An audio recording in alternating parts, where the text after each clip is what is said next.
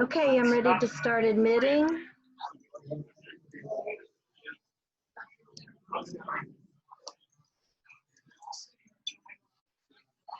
Hi, Ken.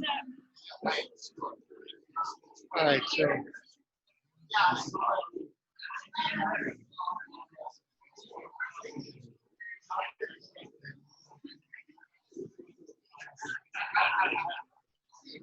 Who else is coming?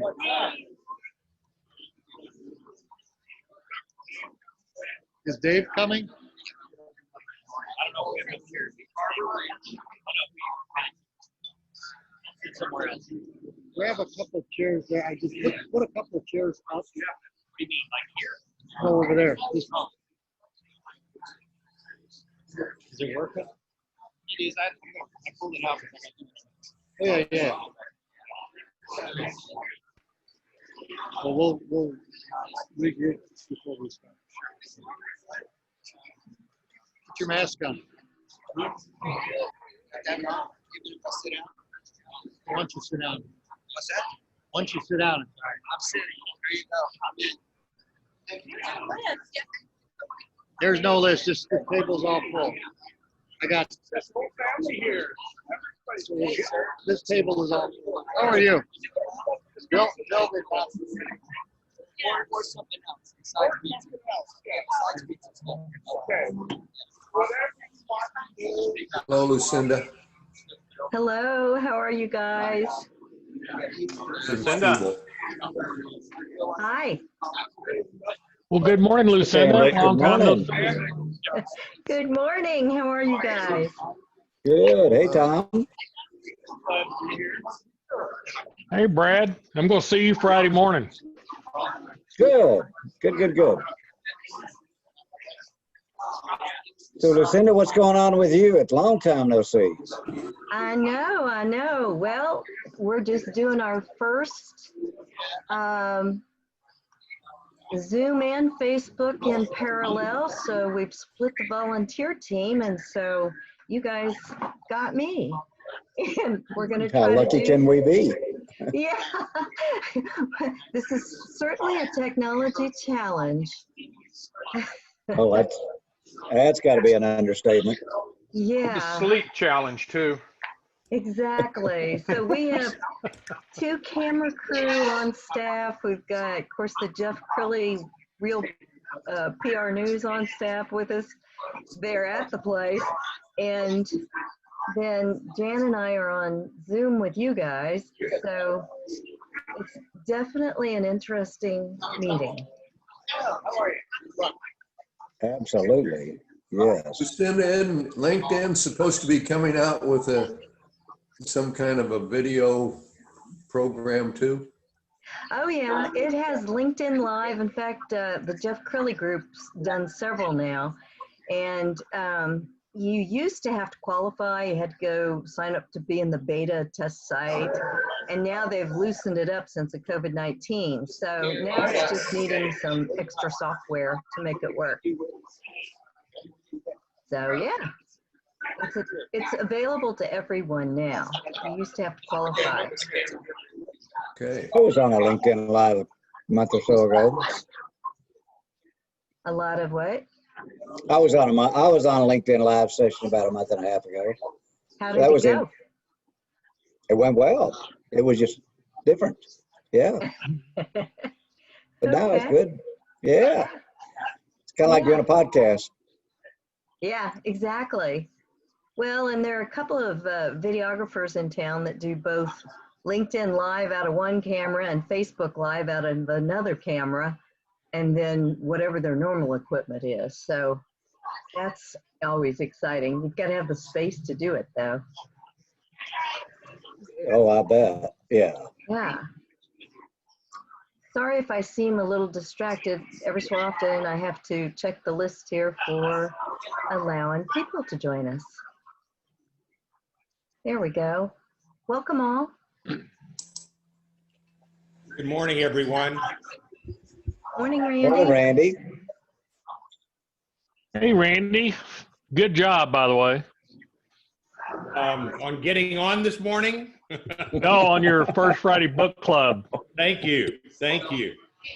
There's been a lot of interest in these last few months. So. Well, your ears are probably burning. There's a lot of people talking about you outside of the meeting. Hopefully that's good stuff. Yes. Oh, it's all good. It's all good.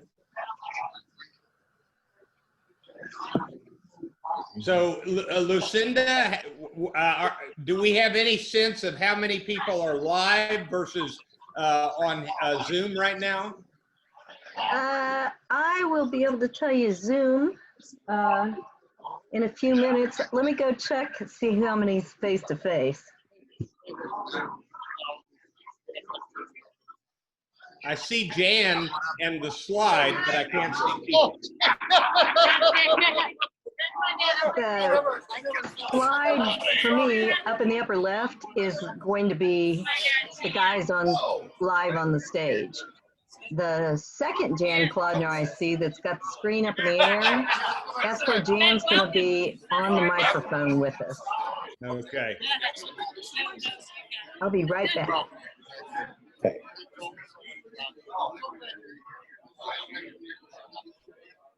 So Randy, are you doing your stuff virtual or you started doing it in person again? No, we're not going in person yet. We're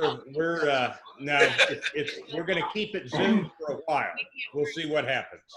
So I'm a little nervous of large in-person gatherings in enclosed space. So Right.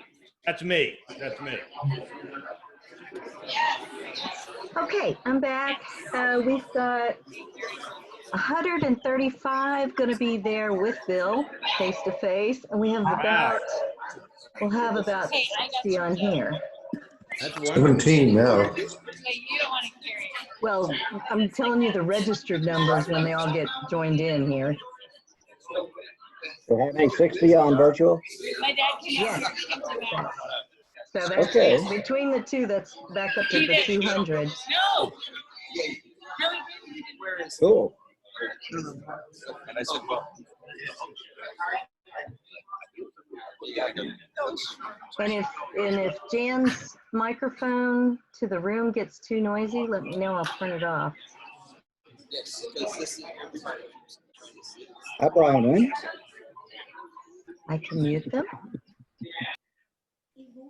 How's that? Is that better? The wrong number that wasn't on the email, so I called the number on the email right when they opened twice, and it went. Now, when I call it,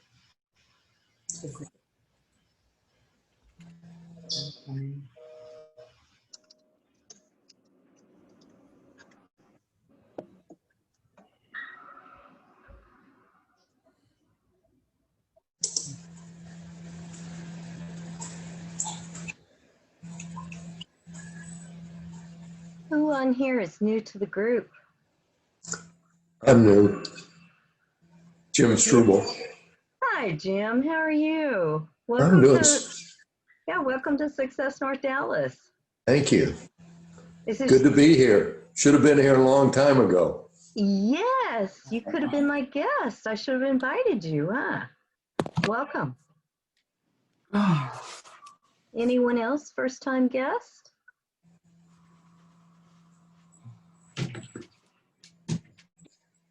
While we're waiting, why don't I put Andrew on the spot? Andrew, are you muted? Andrew? Yeah. I don't hear Andrew. How about Ronan? Tell us a little bit about the Young Entrepreneurs Group. Good morning. Yes, we're so excited. Success North Dallas Young Executives, they're just an amazing group. They've got a wonderful board. Andrew just joined our board, and Shelby from High Profile also just joined our board, and they are putting together mentor programs, wonderful presentations to offer. We've got one coming up next week on the 23rd, and so I think we're going to have Grace come on in a little bit and give us some more details on that. Excellent. Excellent. All right. Lucinda, can I make a suggestion? Sure. So somebody taught me this cool trick too. If you change your name, like if you click on the three dots in the top right-hand corner of your little Zoom screen and you click on rename, you can do your first and last name, but then after that you can put like your brand title. Like for instance, I'm a leader and career coach.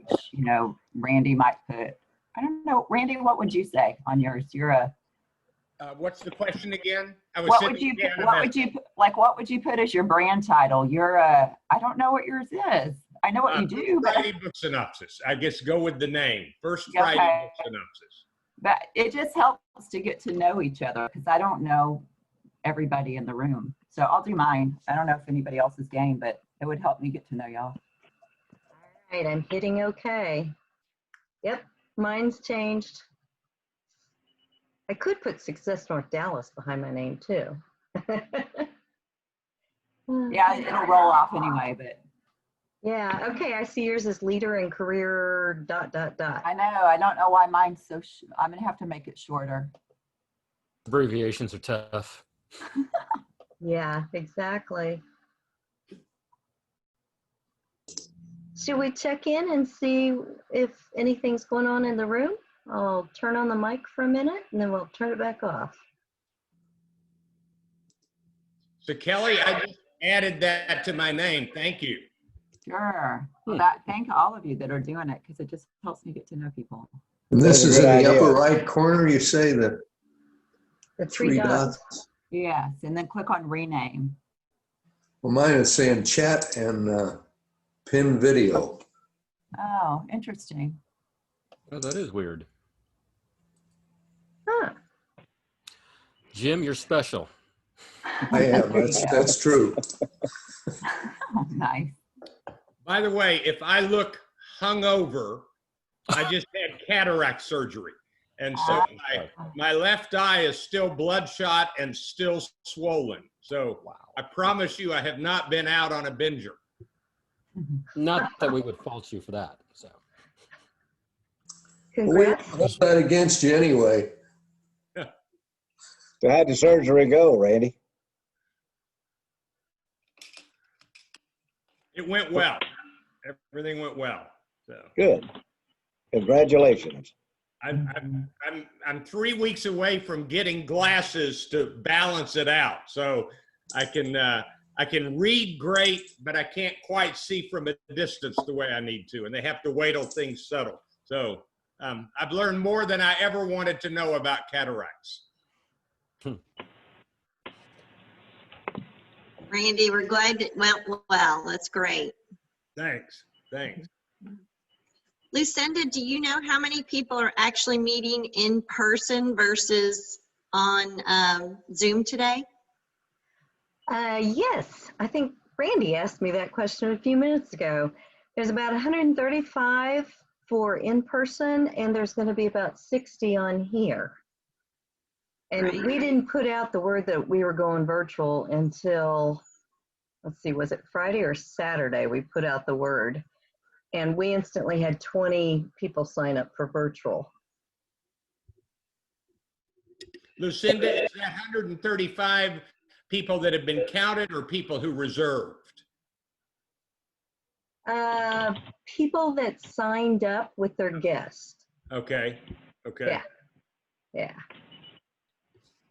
So Lucinda, how many people does it take behind the scenes to make this dual approach work? It's more than you, I'm sure. Yeah. The answer is never enough. Never enough, Brad. Yeah, I That's mean, fair. hey, technology always gets the best of you at the last minute. So I think it was Alan, you were sending me a message saying, hey, I'm waiting to get into the Zoom room. And I'm like, yep, you are. Right, Alan?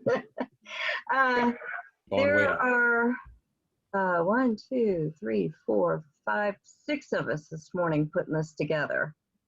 Even though you only see me, behind the scenes, we've got the Jeff Crilly crew, and of course, Jan's doing an awesome job pulling it together. And at the last minute, I believe, in the last 48 hours, we went out and bought a new camera because they were debating which camera would show the best with the best volume and audio. And I mean, it's been something. So, but they had a practice run session yesterday. So today we still encountered a few things with the microphone. So I was doing last minute testing for them. You know, when they go, check, check, 1, 2, 3. Did you hear that? I was like, what?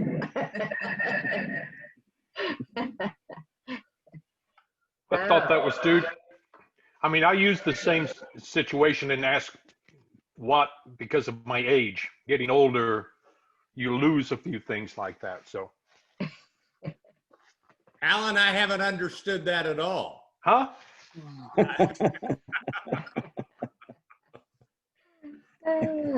Can you see him? That's the big question. That's...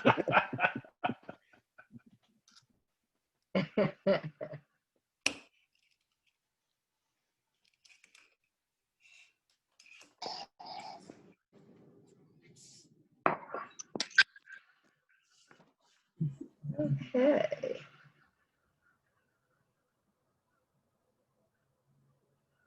The Bronwyn, how's business holding up? It's starting to pick up, Brad. We're so thankful for that. Well, Hopefully that will continue. sounds like the good news is you've gotten through the hardest part.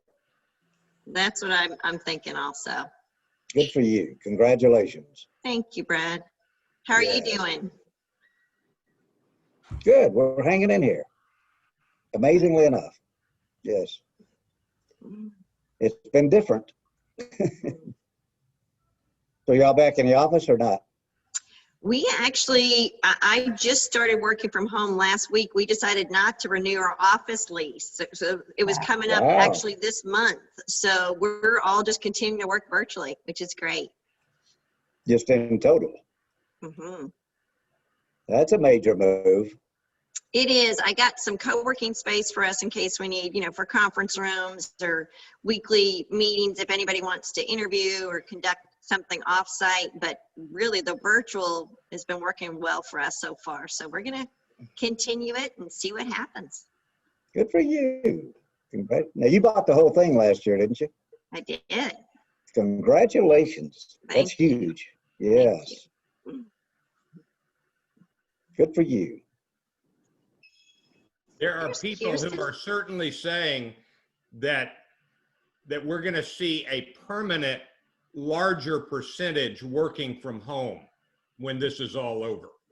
And it's really going to be interesting to see what happens overall in office use. So fascinating. That's what I keep hearing too, Randy. Yeah. Hey, Randy, I had a meeting yesterday with the Senior Vice President of innovation from Lenovo, and he was saying that that is just the exact thing that's going to be happening. People can no longer think of COVID as a way to survive. You must change everything because everything is changing, and you must thrive with what's here as an opportunity. I mean, over 30% of all commercial real estate now then is envisioned as being repurposed. He said it's going to be more like 50%. So what the commercial people are actually doing with their office spaces is they're turning them into condominiums so people can actually move in and live in them. Yeah. That's amazing. It's really strange. I think you're going to see some change in that. But I think that, you know, people are such that they want to be together. And I think that it's a trend that there will be a lot of separation, but there's still going to be people coming back together. IBM tried to do this several years ago, and they tried to operate virtually on a lot of the things, and then they started bringing people back in because they found that the collaboration wasn't there. And so, you know, we're going to see a movement to this type of thing, but at the same time, people are going to come back to offices. Yeah, I agree with you. But one thing that I've noticed is that with the collaboration aspect, you know, then they didn't have things like Zoom and GoToMeeting and all of these things. Now we have the opportunity and the potential to maintain a good working relationship. But as it was said earlier, one thing that we've noticed is people miss that human interaction, and without it, they're kind of sitting out there like, okay, I need to see somebody. I need to see somebody. Kind of like, where a lot of us are probably sitting at our homes going, gosh, I wish I could make it in person, but it is what it is. Yeah, I work out of my house and have been for several years, and just within the last 3 weeks, I've gone back and work a couple of days a week in a friend's office and such, just to have that interaction and such. So it's really important. Oh yeah. Well, and I'm finding more and more people, because we do cybersecurity, so we deal with vendors as well as customers, and the vendors, a lot of them still have people in the office, and but they're on like limited capacity. And then a lot of the customers, their biggest concern is work from home, remote workers. Where are people going? And they got their kids at home, everything else is going on. They're like, well, I just go over to Starbucks. I'm like, okay, so you just went from a semi-secure environment to a completely non-secure environment, and now you're going to try to maintain all. So it just, yeah, the challenges are there. And I think from a security perspective, we're going to see. Wake up, girl. Wake up, girl. Oh.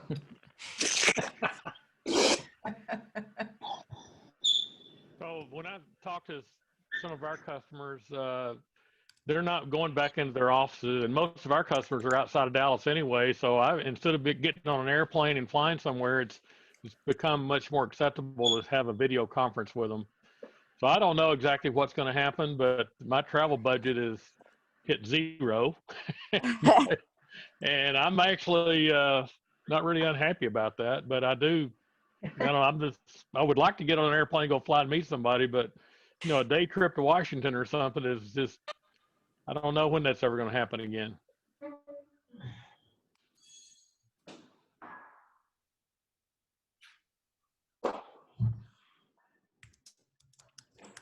Bread, eggs, cinnamon, Greek yogurt. You want to French toast?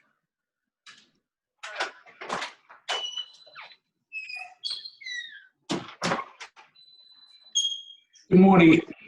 I'm Al Gonzalez. Just for those who may or may not be Zoom literate, one of the things that I found out yesterday was that if you have your screen set on mute and you want to speak, all you need to do is touch your space bar at the bottom of your keyboard and it will allow you to speak. And then when you lift off, you'll go back to mute without having to find the mute button all the time. That's a good tip. Thank you. That is, I didn't know that. Did you repeat that, by the way? So all you need to do, if you're on mute, and everybody should be on mute while everybody's around, but when you go to speak, all you need to do is touch the space bar on your keyboard. When you touch the space bar on your keyboard, it will bring you to off mute. You have to hold it though. Yeah, press and hold your space bar, just like what we used to do with those old microphones on the desks where you do the push to talk. It's push to talk, you're right. And it's that little thing at the top that says READ'd. Like the old CB radios, you got to hold onto the microphone to talk. But you're being more intentional about what you're doing. That's brilliant. Thank you, Al. I will probably put my earphones on when the program starts because I can hear better with this than through the computer speaker. So that's one of the things that I have come to understand. So I speak without them on, and then I listen with them on. So, Randy, that's exactly what the Forbes magazine article was stating about from August the 7th about Zoom fatigue. If you do have a better quality of delivery of the audio, that there's a lot of white noise interference through smaller computer speakers that actually impact and deter from your optimal health through your central nervous system and takes away and makes you very edgy. So yeah, I encourage everybody to use the highest quality playback and delivery of what kind of microphone and headset And I have bought a good microphone and a good camera, and that makes sense. Alan, do you have a link to that article? Could you put it in the chat? yeah, I put it in earlier, and I'll just post it again right now. Thanks. That'd be helpful. Thank you. And the chat is turned on so you guys can copy and paste from chat to Word or whatever to save it. I'd like to say good morning to everyone.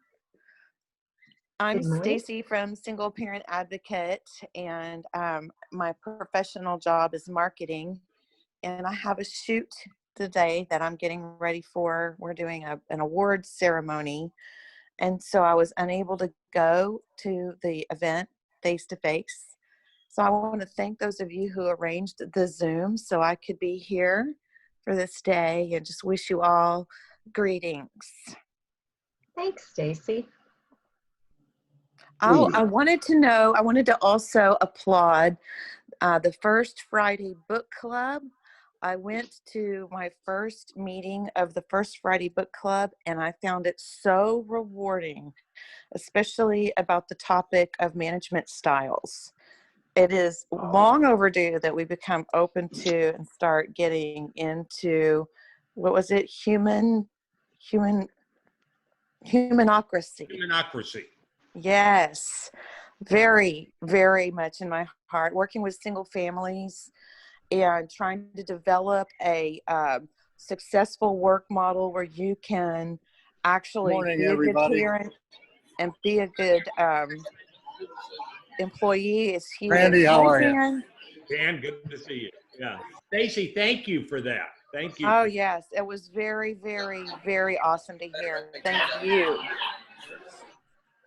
I don't know how this Zoom's going to work. We're trying our best to get it, so I hope everything works out well, guys. Jan, do you have a full room there? There's so much noise in here I can't hear. Yeah, we muted you for a little while.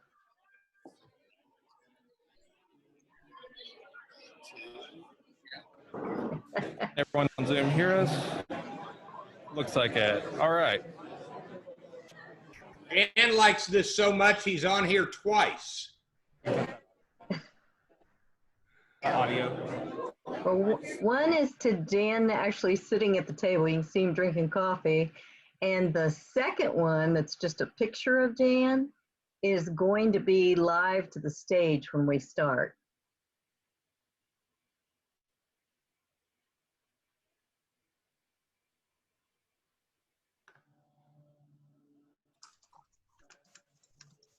I have time to go get another cup of coffee. When do we start? You have about 4 minutes. Whoever asked me that. I do. Okay. Run All quick. right, Vicki, go for it. Yeah. Good to know. I'm doing the same thing. All right. Dan, I don't think you can hear me, but shake your head if yes. Oh, there we are.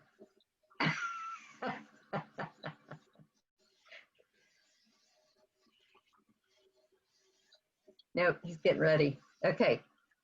I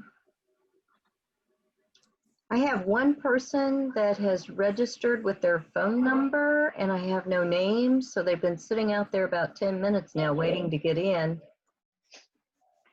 And I'm going to step off and call them and see who they are, because if they haven't signed up, I'm not going to let them in.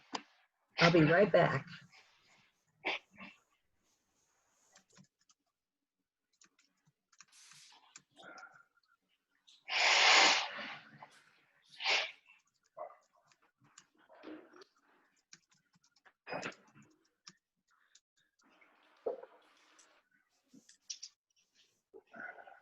Yeah.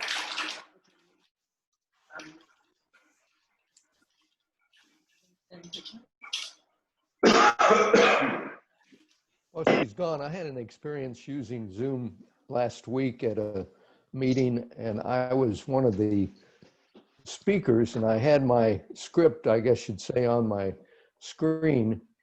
And then I went to, I believe it was full screen, and all of a sudden I couldn't see my script anymore.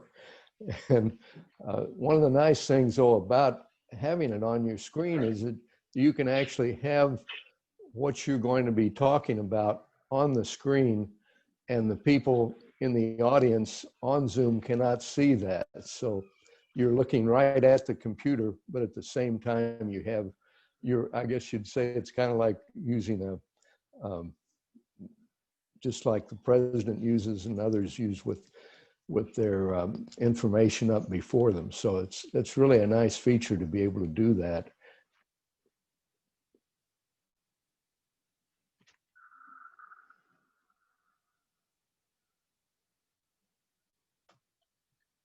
So Jim, where did you speak?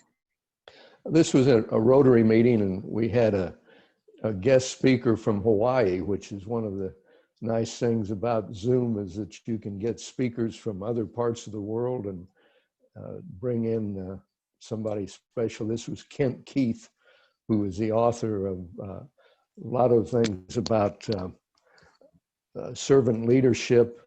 And also he's the one that wrote the Paradoxical Commandments, if you've ever seen those.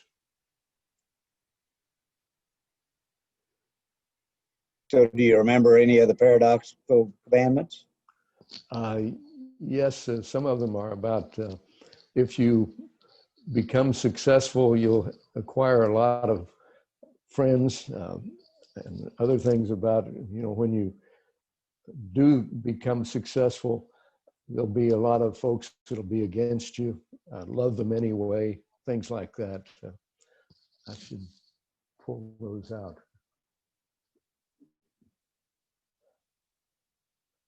I can send a copy of those to you, put them up on the screen. I think you'll find them very interesting. They were supposedly put on the wall of Mother Teresa's orphanage in Calcutta. Yeah, please share those if you don't mind. Sure.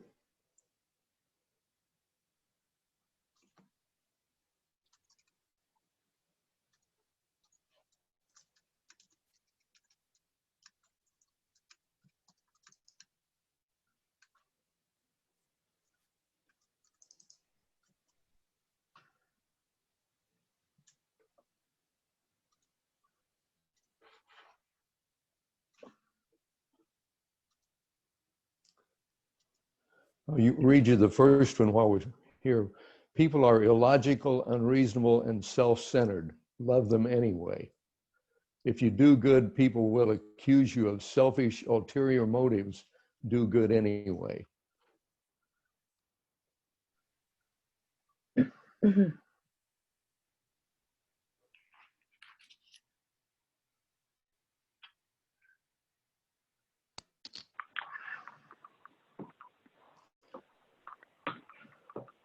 I'm not sure how I share these.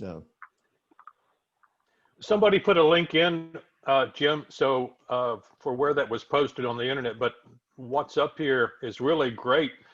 I love the saying, honesty and frankness make you vulnerable. Be honest and frank anyway.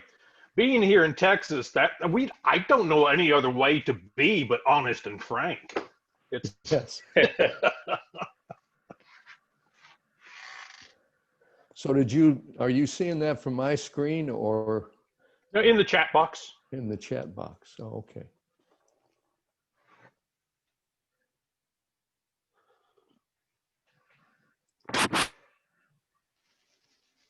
Okay, Kathy, can you hear us?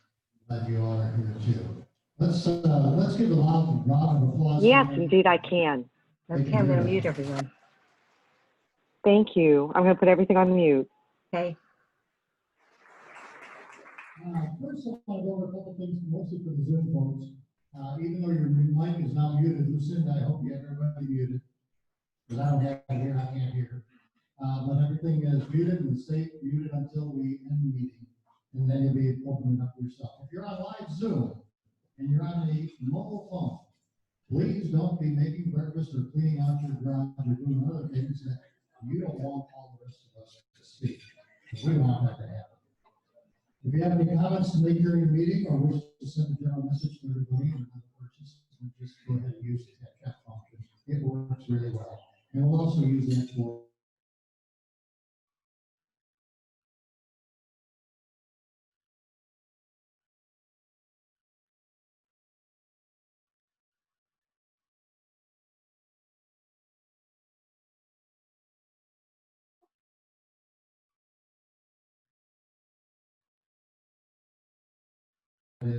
but always a lot of fun.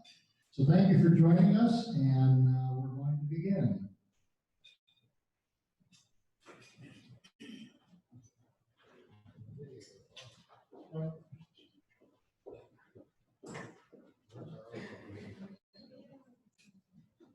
Because of the people who found 98 companies, created 1,000 jobs, and set what's the mission?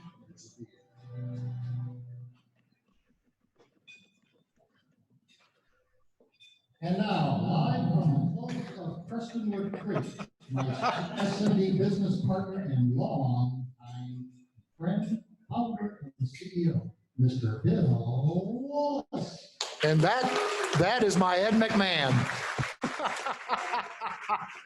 Jan Claudner, thank you. Ladies and gentlemen, it's been too long. It's been too long. I've missed the hugs. I've missed the smiles. I've missed the laughter. And I've missed the camaraderie of this group.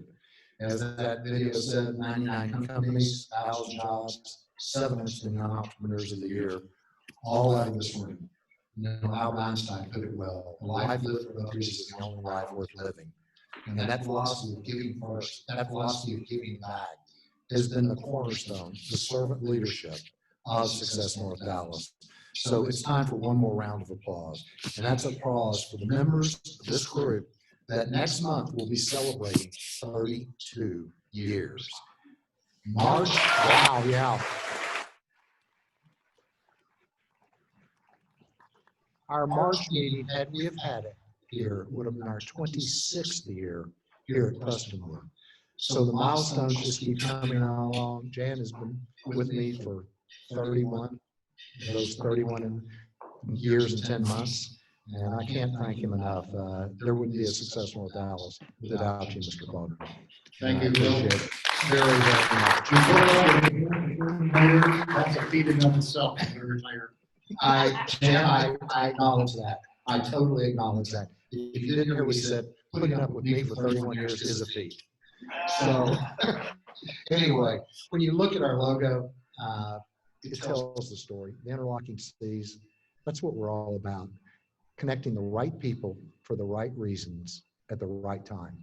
And our qualifications for membership are so simple. Be a success in your own eyes. We've got no right to define what success is for someone else.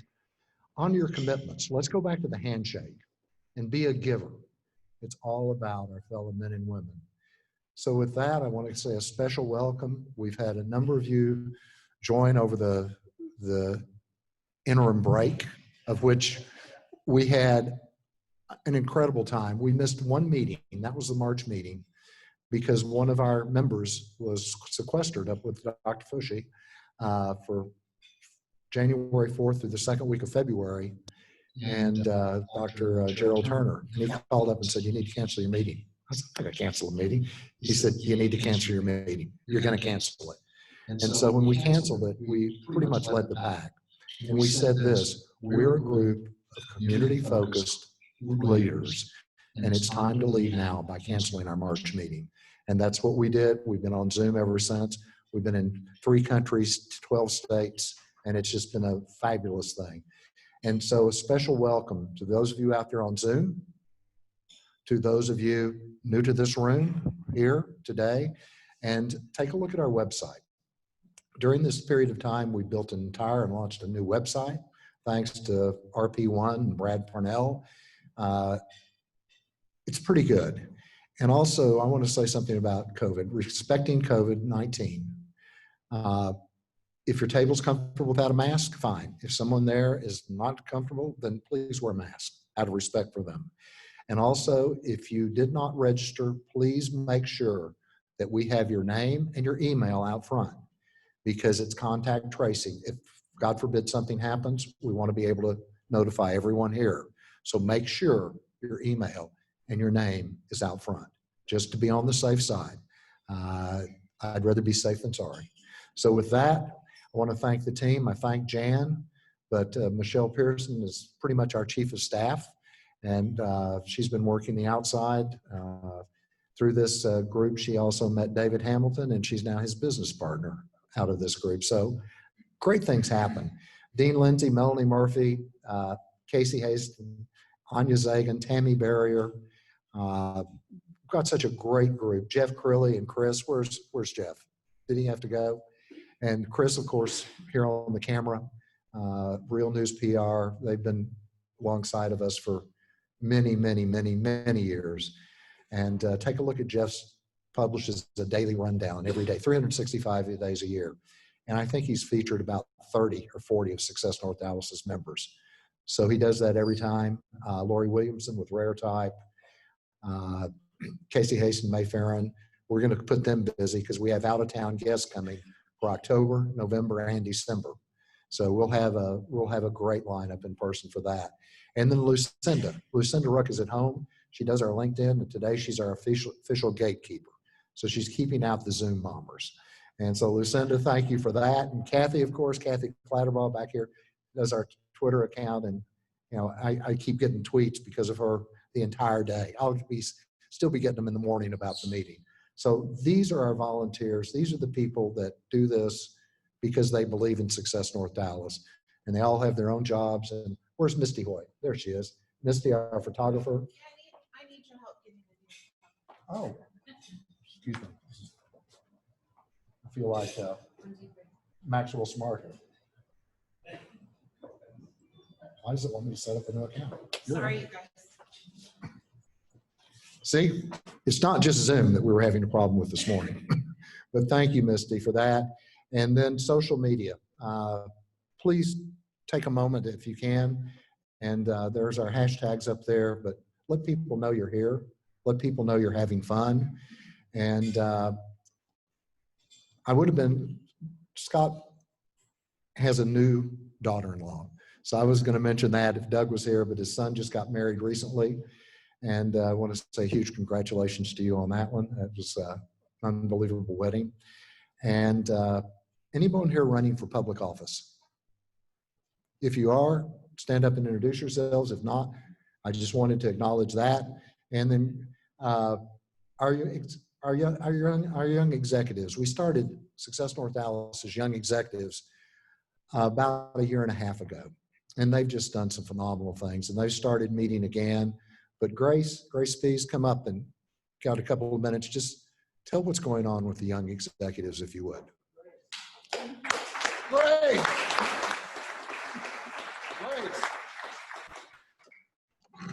That would be Grace for 2024.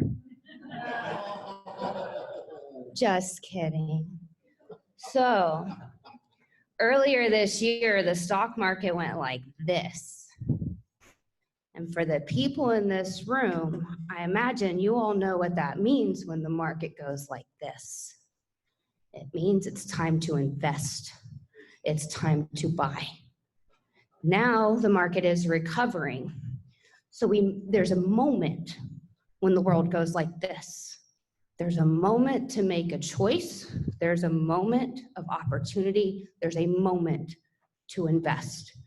Not because the investment is super lucrative right there in that moment, but because you all understand the growth and the compound interest that that investment will have in the long term. As a representative of the Success North Dallas Young Executives, there's an opportunity for you to invest in the young leaders and the future of America. We have sponsorship opportunities. We're building our mentorship program. Thank you for those who have already stepped up and said you're willing to mentor a future leader of America. So let's seize this moment in history and invest in your future leaders, invest in your young people. Let's change the negative millennial narrative. I've heard about the 70s in Woodstock. Y'all look like you turned out okay. And so will we. So take a young leader under your wing and again, invest in the future. Thank you. Thank you, Grace.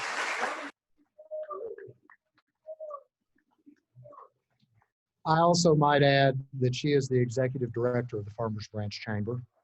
And I think Success North Dallas had a few introductions there. But Grace, thank you very much. And thank you for the young executives and what you all do. You're our future. You're our future leaders. And you'll be the future leadership of Success North Dallas. So thank you for that very, very much. I want to mention the C-Suite Lone Star Council. Did Daniel LeBrod get here this morning?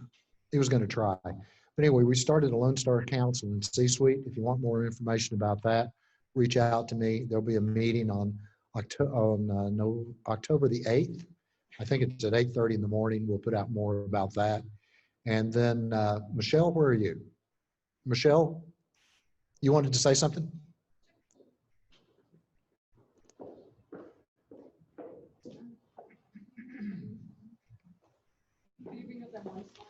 Here, no, use this. You got to be behind it. All right, so playing on what Grace just said, 2 years ago, I met Bill Wallace. And he, of course, invited me as a guest to Success North Dallas. And I came to my first meeting and I knew I had to be involved. So I said, can I volunteer? And so I did. And a couple months later, I asked, can I do some business development on the side in exchange for being a mentor? I tell you, it was the best decision I ever made. I have had more doors to open than I could ever tell you being involved with this man. In fact, right now, I am honored to be the senior partner of America's Future Series with David Hamilton. He's going to be talking about the event. So what we're doing now is we are doing business development for Bill. And he has so many contacts. Is it true? He cannot keep up with it. So David and I are doing business development. This is being very, very successful. So he needs help. So if you want to connect with the executives that this man rubs elbows with, if you want to be mentored by one of the most successful business people in DFW, our very own Bill Wallace, if you want to take your career to a whole new level, like I did, we need help. So like Grace said, right, Grace, you said it really well. This is the moment. So if you want to be mentored by Bill, he needs help. He will introduce you to people. We will work with you. So if you want to be an intern, please contact me, Michelle.Pearson at americasfutures.com. Okay. She said, I'm going to get it so busy, it's going to take more than one. And you have certainly done that. 2, 3, 4, 5. Yeah, exactly. So thank you, Michelle. I want to acknowledge very quickly our partner members too. When we turn 25, we look for a way to continue on for another 25 years. And the partner members you see up there have come alongside of us financially and have made a financial commitment to Success North Dallas to help us keep the dues down and help us keep us running. And so if you're a partner member, would you please stand up? Who was in here this morning? And I'm just going to start. Just introduce yourself and your company. Neil? Very happy to be here. Thank you, Bill. I love seeing y'all's faces for the first time in 6 months. Hopefully we keep this thing going in person. Debbie?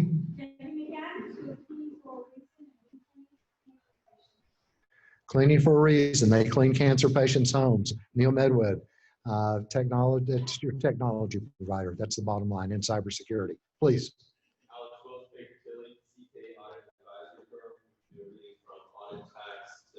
CFO, strategy, quality earnings, full-fledged financial, big four, it's not big four prices. And that particular firm was MCG, Tom Montgomery's firm.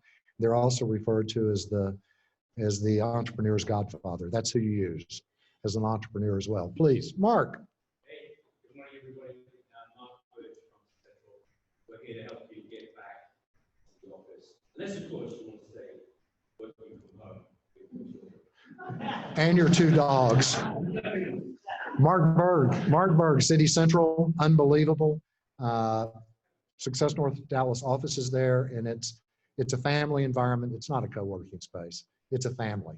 And it's, if you haven't gone through and toured, they have in Fort Worth, an incredible location right by Sundance Square. They have one over by State Farm and East Plano. They have one on Spring Creek in West Plano, and then also one on the tollway. They call it their Addison location. Unbelievable. So Baker Tilly, thank you. City Central, thank you. Mariplex, thank you, all the way around. And also Real News PR, Chris, they've taken care of us for so very long. I also want to acknowledge Kent Barner and Bronwyn Allen. They are the Bronwyn's firm, high profile staffing, funds the young executives financially, and Kent Barner is our liaison. He has CIO suite. And so with that, I just want to mention Cancer Treatment Centers of America, Texas Legend, Dallas Business Journal, Network Bar, Pinnacle Graphics. Chris started his company sitting at a table here 23 years ago. Jan started his company here in 2001. So it's been amazing, the companies that have come out of this room. And then Barnett Energy, Phil's not here this morning. Prosperity Bank, RP1, we thank them. And we have a brand new one, and that is Benestar Mia Med Spa. And that's Marie Diaz and Denise Nolan.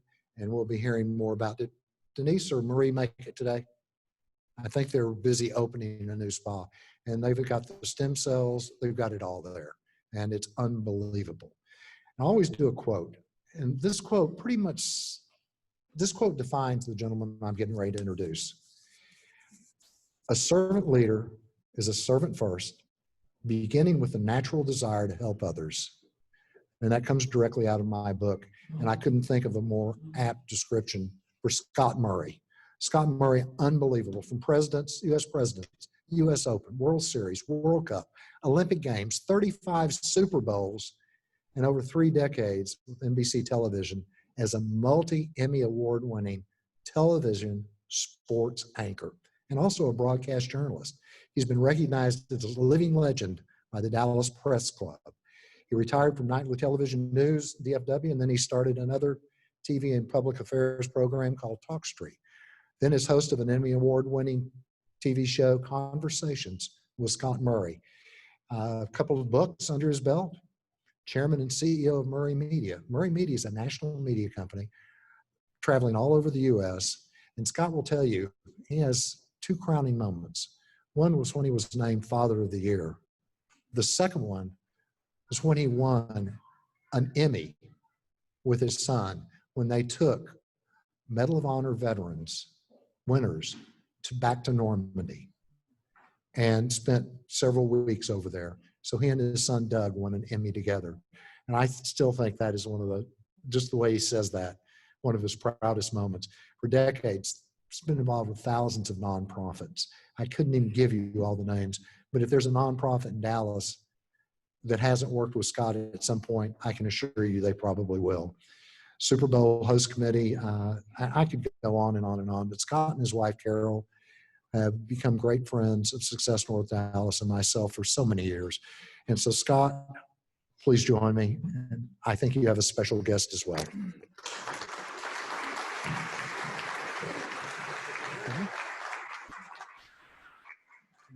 just going to pass this back.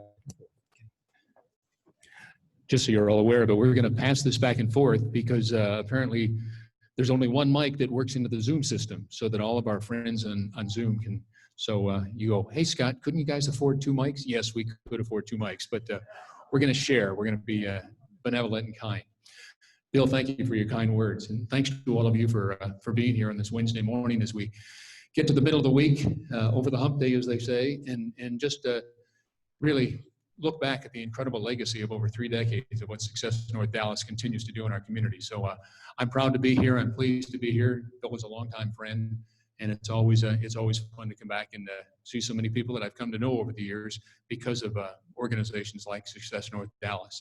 When Bill asked me to speak, I said, we're going to do this virtually, and he said, no, we're going to do it live in person. I said, really? And he said, yeah. So we're going to give it a shot and see how it goes and what have you. And we want to talk about the sports world, which kind of disappeared over the last 6 months. and maybe talk about what lies ahead. We're in the football season and what have you. And I said, well, the football season, I said, why don't I bring a guest with me? I said, rather than just have me talk, which I've done here before, I said, it might be fun to do that. So I thought I could share my message, and a little later on, I'll tell you about some of the things that I do. As Bill said, I left television early in my life because I wanted to go into my business with my son. He graduated from Baylor and grad school at TCU in television film. So we started Murray Media. It's a television production company, and we do lots of things, but a lot of AV and a lot of videos and documentaries. Like Bill said, we went to Normandy, and then as a matter of fact, because of that, both of us were asked to go to Pearl Harbor on the 75th anniversary and do the same thing. So we've enjoyed doing different things like that, and I've always been very involved and very impressed. Never served in the military. My dad did, but I never did. I was after the Vietnam War, so there wasn't a lot going on in the military at that time, and I wanted to be a pediatrician. So I went on to med school, or I went on to a pre-med, and then got a job in television. I was 17 when I started in college, and was a little younger, looked about 10 years old at the time, and got a job. Was driving down the road one day and heard a disc jockey on the radio say, how would you like to make millions of dollars, meet millions of girls, travel to millions of locations? You too can be a disc jockey. So I applied with 500 other kids, got this job as a disc jockey for my freshman and sophomore years, stayed at home to go to college and in pre-med, and worked from midnight till 6, doing the all-night show. I'd go home, my mother would have dinner ready from what they had the night before, and I'd have breakfast with my mom, my dad, my 2 younger sisters. They'd go off to school, I'd go off to class till 4 in the afternoon, come home, my mom would have dinner ready for me early.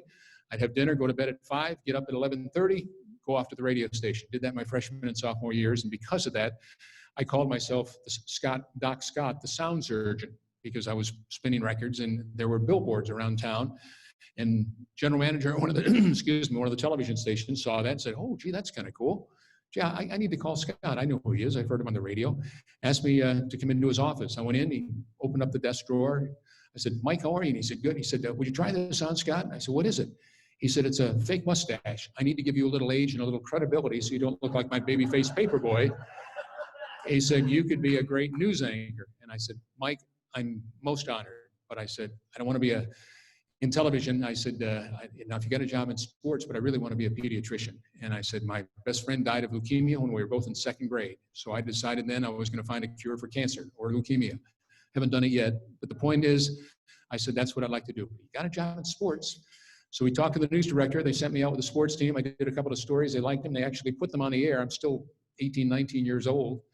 And then the rest is history. And then I was working at the radio station on a Friday afternoon, 2 weeks away from going to Duke to medical school. The phone rang. It was the hotline. I picked it up. Hello? Scott, where are you? Mike, what's the matter? Jim just fired Eddie. I don't have a sports anchor for the early and late news. Can you come over and do the news? He says, go home and get a suit on. We'll put the show together for you. I ran home, put a suit on, got over to the station, did the early and late news. The next day they offered me a job.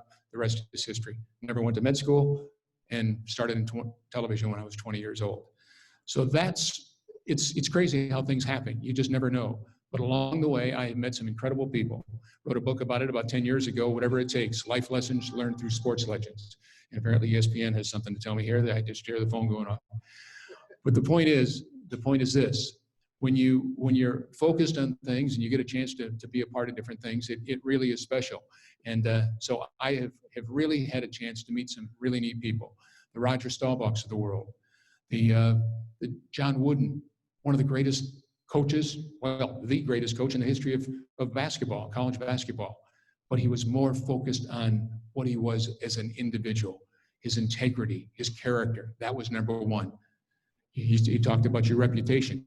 Your reputation is what people think you are. Your character is what you really are. That was John Wooden. Incredible man. One of the neatest people I ever met.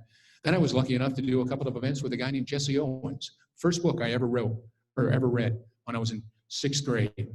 My mother was from Alabama, and she gave me this book about this guy named Jesse Owens, an African-American who moved to Ohio because he had asthma problems. Grew up in Ohio, went to Ohio State, went on to the Olympics. 36 games, what happens? Hitler says no. He doesn't get his 4 gold medals because he's black.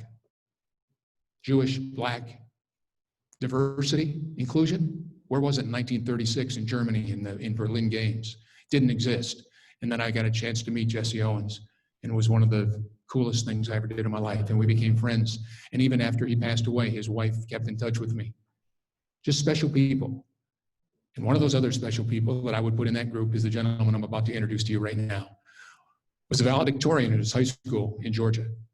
And then in 1982, as a junior, won the Heisman Trophy after he finished runner-up the year before to somebody by the name of Marcus Allen. Again, one of the greatest football players of all time. And he was number 2 in 1980. How about that? Go figure. As a freshman, finishes second, two down, third, and then second, and then first, and wins it in 1982. Then goes on to the USFL. Didn't go to the National Football League. There was a new league that people like Donald Trump that were involved with. He went to the New Jersey Generals. And he played football up there, met Mr. Trump, who would eventually become our president, but there was a relationship there. And then he came to the Dallas Cowboys in 1986. Was a member of the Pro Bowl in 87 and 88 as a member of the Dallas Cowboys. And then was part of the greatest, and I say the greatest, certainly was for the Dallas Cowboys, but the biggest trade in the history of the National Football League. Went to the Minnesota Vikings in 1989. And who got all those players and those future draft picks? Jerry Jones, who had bought the team that year, February of 1989. Herschel now was in Minnesota. I asked Herschel before if he ever got a ring. We'll have to find out if he got a ring from Jerry Jones because it was up because of that trade that he got all the players that he get.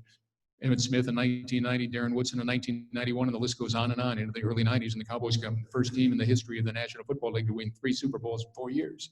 Go figure. That was Herschel Walker. And then, of course, he was a mixed martial arts, one of the greatest in the world, was a member of the bobsled team in Albertville, France in 1992. Even was a member of, it did ballet with the Fort Worth Ballet. Go figure.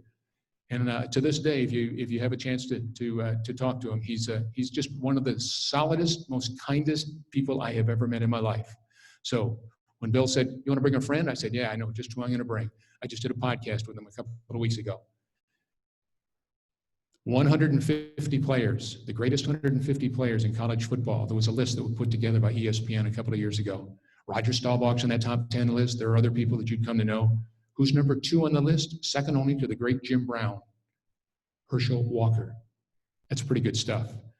Ladies and gentlemen, member of the College Football Hall of Fame, former Heisman Trophy winner, almost 40 years ago, but he still looks like he could play today. Please welcome the man himself, Herschel Walker.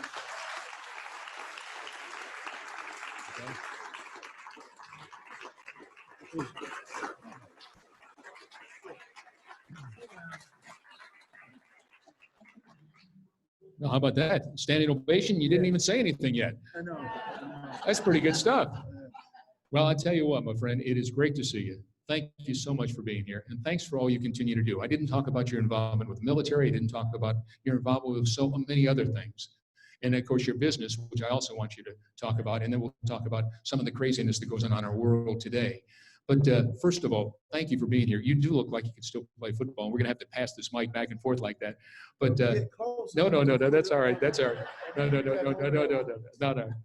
So at any rate, it's great to see you, and thank you so much for being here. This is a very elite group that you will share your thoughts with this morning. So thank you for being here. I know each and every one of them are as excited as I am to be alongside what you're doing as we move on in this crazy world right now. Let's talk about some of the things that you're involved with right now. Talk about your business. Talk about some of the other things, and then we'll get into some other stuff. Well, I've been blessed, and it's weird because. Think about the things I'm doing right now. Okay, wow. I'm the largest minority-owned food company in the United States. I don't know if you guys knew that. We have about 800 employees. We're also the largest minority-owned apparel company. We do draperies for bedspreads. So we have 280 women in Greer, South Carolina that sell draperies and bedspreads, and we have 3 plants in Silo Springs, Arkansas. And also with the largest behavioral health hospital in the world, we've dedicated now 40 tests to the military. We have a program called Patriot Support, where every 3 weeks I'm somewhere at a base, somewhere in the world, where I teach combative and also PT, and I talk to the men and women of service about getting help, no shame to ask for help. And then I'm trying to be a father. And at the same time, the President of the United States gave me a little position in Washington, and so I'm up there in Washington off and on. Talking about healthcare, talking about all this crazy stuff going on today, and so that's it in a nutshell. So I'm a little bit busy, but trying to be a father, You know, I have a 20-year-old that knows everything. And if you got a 20-year-old, you know what he's doing. But he's an interesting young man. He, you know, it is funny because I always tell the story when he was born.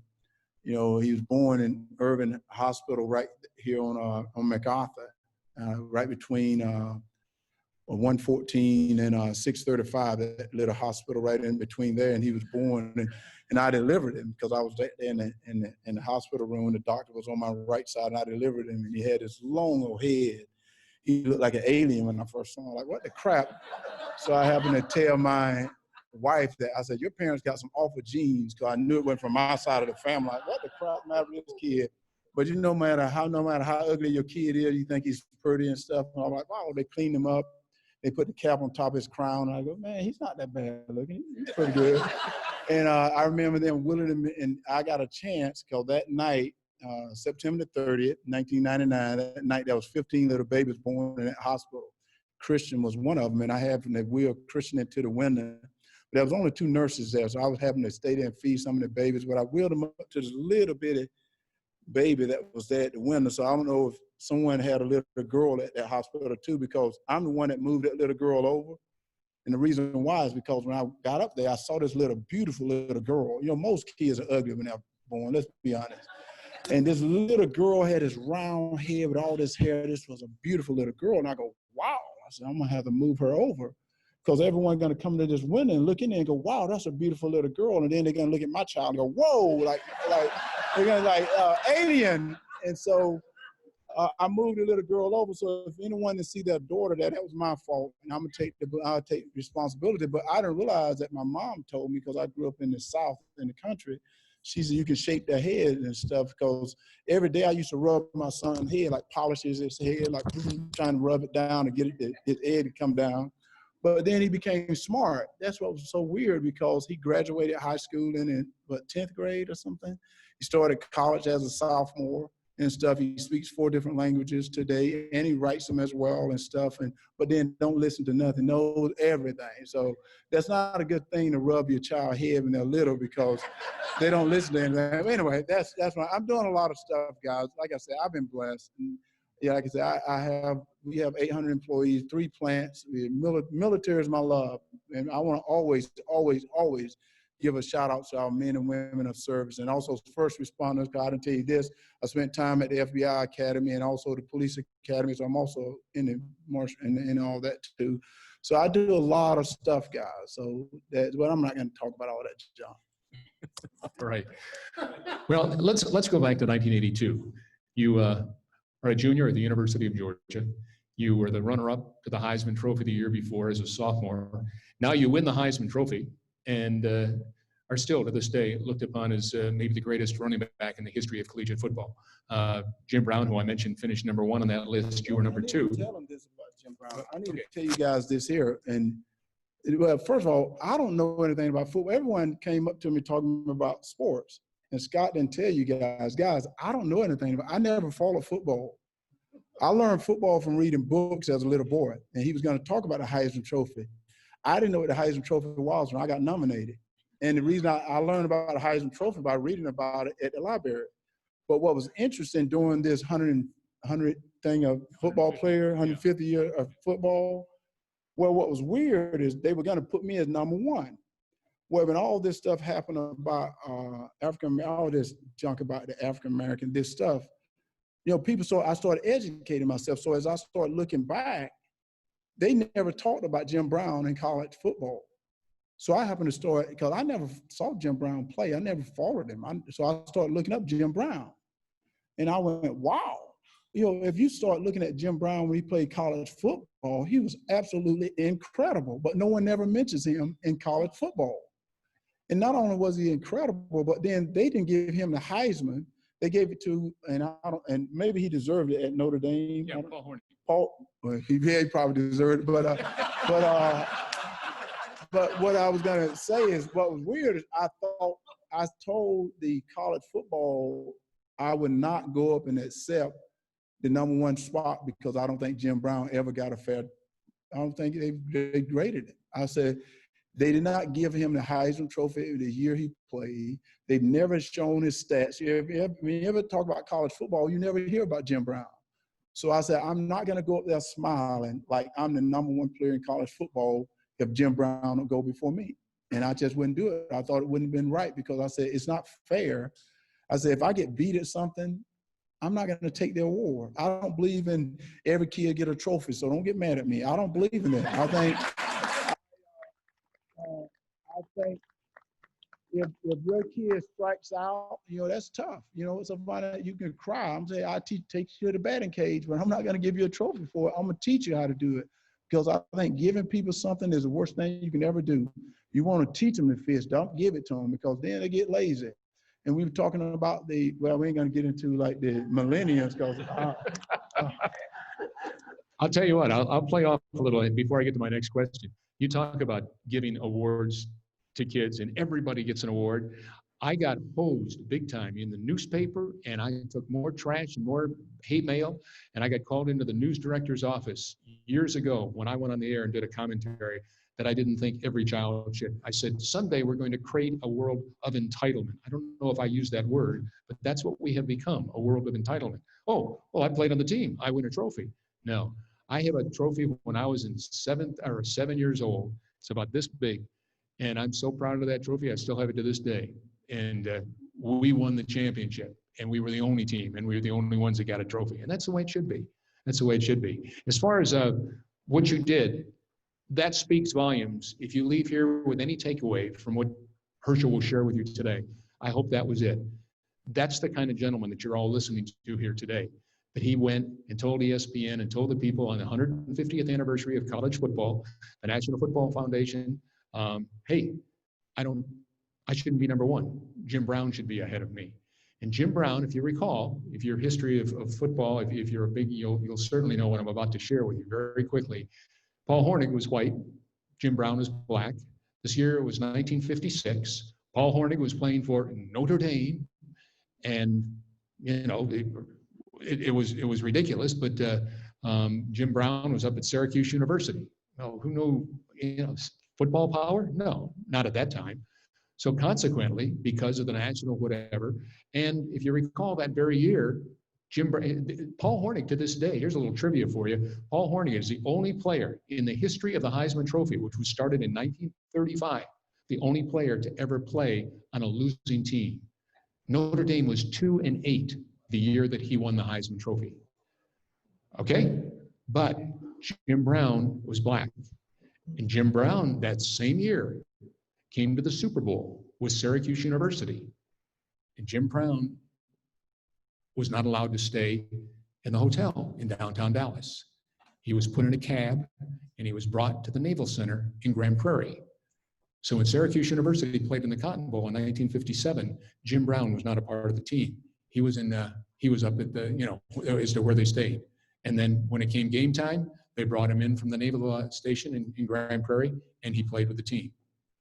That's what this world was like back then. That's what Herschel's talking about. So for Herschel to say, I'll step aside, that guy should be #1 on the list. That's pretty impressive. That's why he never won the Heisman Trophy and probably should have. And if you recall, if you're really into it, you know who the quarterback for Notre Dame was that year? Paul Hornung. But when he came to the NFL and went to the Green Bay Packers and became a member of the Pro Football Hall of Fame, he was a running back with Jim Taylor. Bart Starr was a quarterback of the Packers. So it totally changed. So he was a quarterback. But that's why he got the publicity he got. He was with Notre Dame, so he got the trophy. Okay, enough on that. But he was a quarterback, yeah. Yep. And we gave him the Davey O'Brien Legends Award, the National Quarterback Award a few years back. But yeah, that's okay. Let's get back to why we're here. But that speaks, I say all that speaks volumes to the gentleman I'm speaking or sitting next to. And that's good for you. Good for you. All right, let's talk about sports. It's kind of a crazy world. Can you imagine playing in front of people that are not there? Empty stands and what have you. You saw the Cowboys in LA. And of course, it's nice to see we've got football back. But what do you think of all that's going on as far as the sports and how that's playing in front of no fans in the whole scenario of what's taking place. We'll get into the Kaepernick thing and what took place back in 2016 shortly, but let's just talk about football and what it's like in sports, what it's like without any sports. And how about the Dallas Stars? You a hockey fan? They're going to they're in the finals for the Stanley Cup. That's kind of cool. Well, awesome to see the Stanley Cup being played. But yeah, in September. In September, when do they play? They're playing right now. Oh, yes, they're playing right now, so you got to watch them and stuff. Yes. Hey, Julia, tell you, we don't watch sports. I don't keep up with sports. Let me interrupt you. This is Julie, my wife. He said before that family was very important. I asked Julie before we came up here, I said, what is it that most impressed you from the day you met him to right now as his wife? And Julie says, his love of Christ, his love of God, his love of family. Ladies and gentlemen, Julie, please stand up. But it is wonderful that I think sports are back. I think this is an opportunity that we can relax. With everything going on in this country today, it's good to try to get away, just to get your mind off of it. Because I work in the mental health side of the in this world as well, and it is tough. It is very, very tough to be at home. Your kids are at home, and everyone get mentally drained. And it is anxiety set in, depression set in. So it's not great to see football or to see some type of sport, see the stars out there playing and stuff. But with everything else going, you have to see as well. Now you don't want to see football because of everything that's happening. But we can get in that later. So it's better to watch Monday Night Raw and stuff. That's what I watch, is Monday Night Raw. I do. Well, let's talk about, by the way, Herschel will be at the Comedy Corner tonight at 9 if you'd like to be a part of that. Yeah. Let's go back to 2016, and we see all that's taken place in our world, and everybody wants to support everybody else, and everybody wants to see a world of inclusion and diversity, and it's so wrong, some of the stuff that's going on. But I wonder, again, day in and day out, if it's not done the wrong way, that things are being done. So we'd just love to have your thoughts on it. We see you appear on Fox a lot. You did a great job at the Republican National Convention in sharing your thoughts on what's going on in our world. So just let's go back to 2016 when this kind of was all brought to the forefront. And it's a little different than 1963 with Martin Luther King and I thought we were getting better and things were getting better, and then we see what happens with in Minnesota with the police and everything, and I don't care if you're black or white or whatever. That was the most insidious thing in the world that you could sit and watch. But then how we've all responded and rebounded and try to move forward now to make it right. Just what's going through your mind? Well, it's sad to me that we become a country that people don't think that everyone in America care about equality, because I guarantee you 99% of the people in America care about equality. And in 2016, when Kaepernick kneeled, and I didn't come down on him, what I said is I don't think he should kneel with a San Francisco jersey on during a game. And people said, why are you saying that? I said, because he's at work. I said, what I think he should do is go to the owner, and the owner go out when the game and they're not playing, and that's when they want to protest. But during the game, you're working, you shouldn't be protesting. And I said, guys, if people start protesting at my plants, I can't sell chicken. I'm out of work. And I said, and then my next question I had was, if he would have kneeled if he was a starting quarterback, because sometimes an idle mind is a troubled mind. If he was a starting quarterback, would he have been kneeling? And then my next question I have is, why didn't during the off season I see any actions being done at that time there? Did you see anything being done during the off season? It only during the season. And in today's world, I said, guys, the thing is that I think the commissioner of the NFL, I think the commissioner of Major League, all these commissioner of all these Major League sports has sold themselves out. And the reason I say that is they, instead of being right, they just want to be, favored.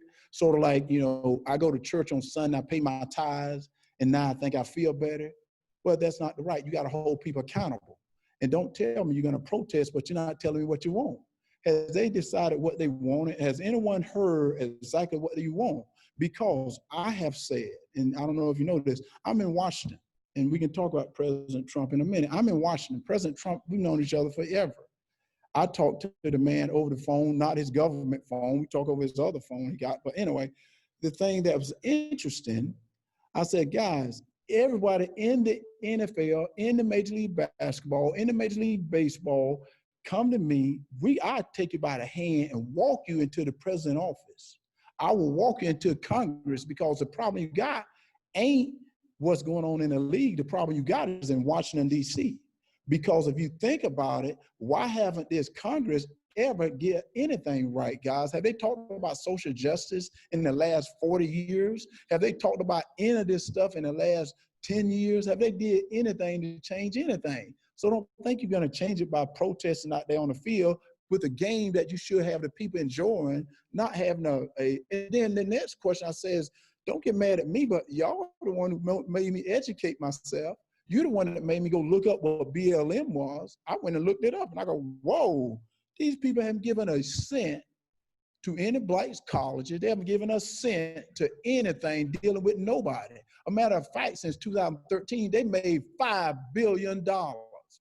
$5 billion you're gonna make. You never gave a scholarship. You never built the school. You never did have a minority business. So where's that money going? And then I saw that somebody is a 501c3. A 501c3 is supposed to be, you can look at it and tell where the money goes. Nobody don't know where the money is at today, which is fine with me. But then I looked at it again. It said it goes to Act Blue. Well, I'm like, wait, what is Act Blue? I looked up Act Blue. Act Blue is only the Democratic Party. I go, wait a minute. How in the world can you solve anything if you only give it to one side? You got to give it to both sides. They got to get together. So I'm like, guys, how can you put this on a jersey? How can you put this on a field when you're only promoting one side and think you're going to get anything done? And then I start seeing where you saw the Drew Brees thing. Then this will be my last thing, and then I'm gonna get off of it. I saw the Drew Brees thing because I said, Drew, you said the right thing because you were standing because your father fought in the war. That's absolutely awesome. But then all of a sudden when the players came down on him, he changed his mind. I said, Drew, you're not no leader, because a leader would say, hey, you know what?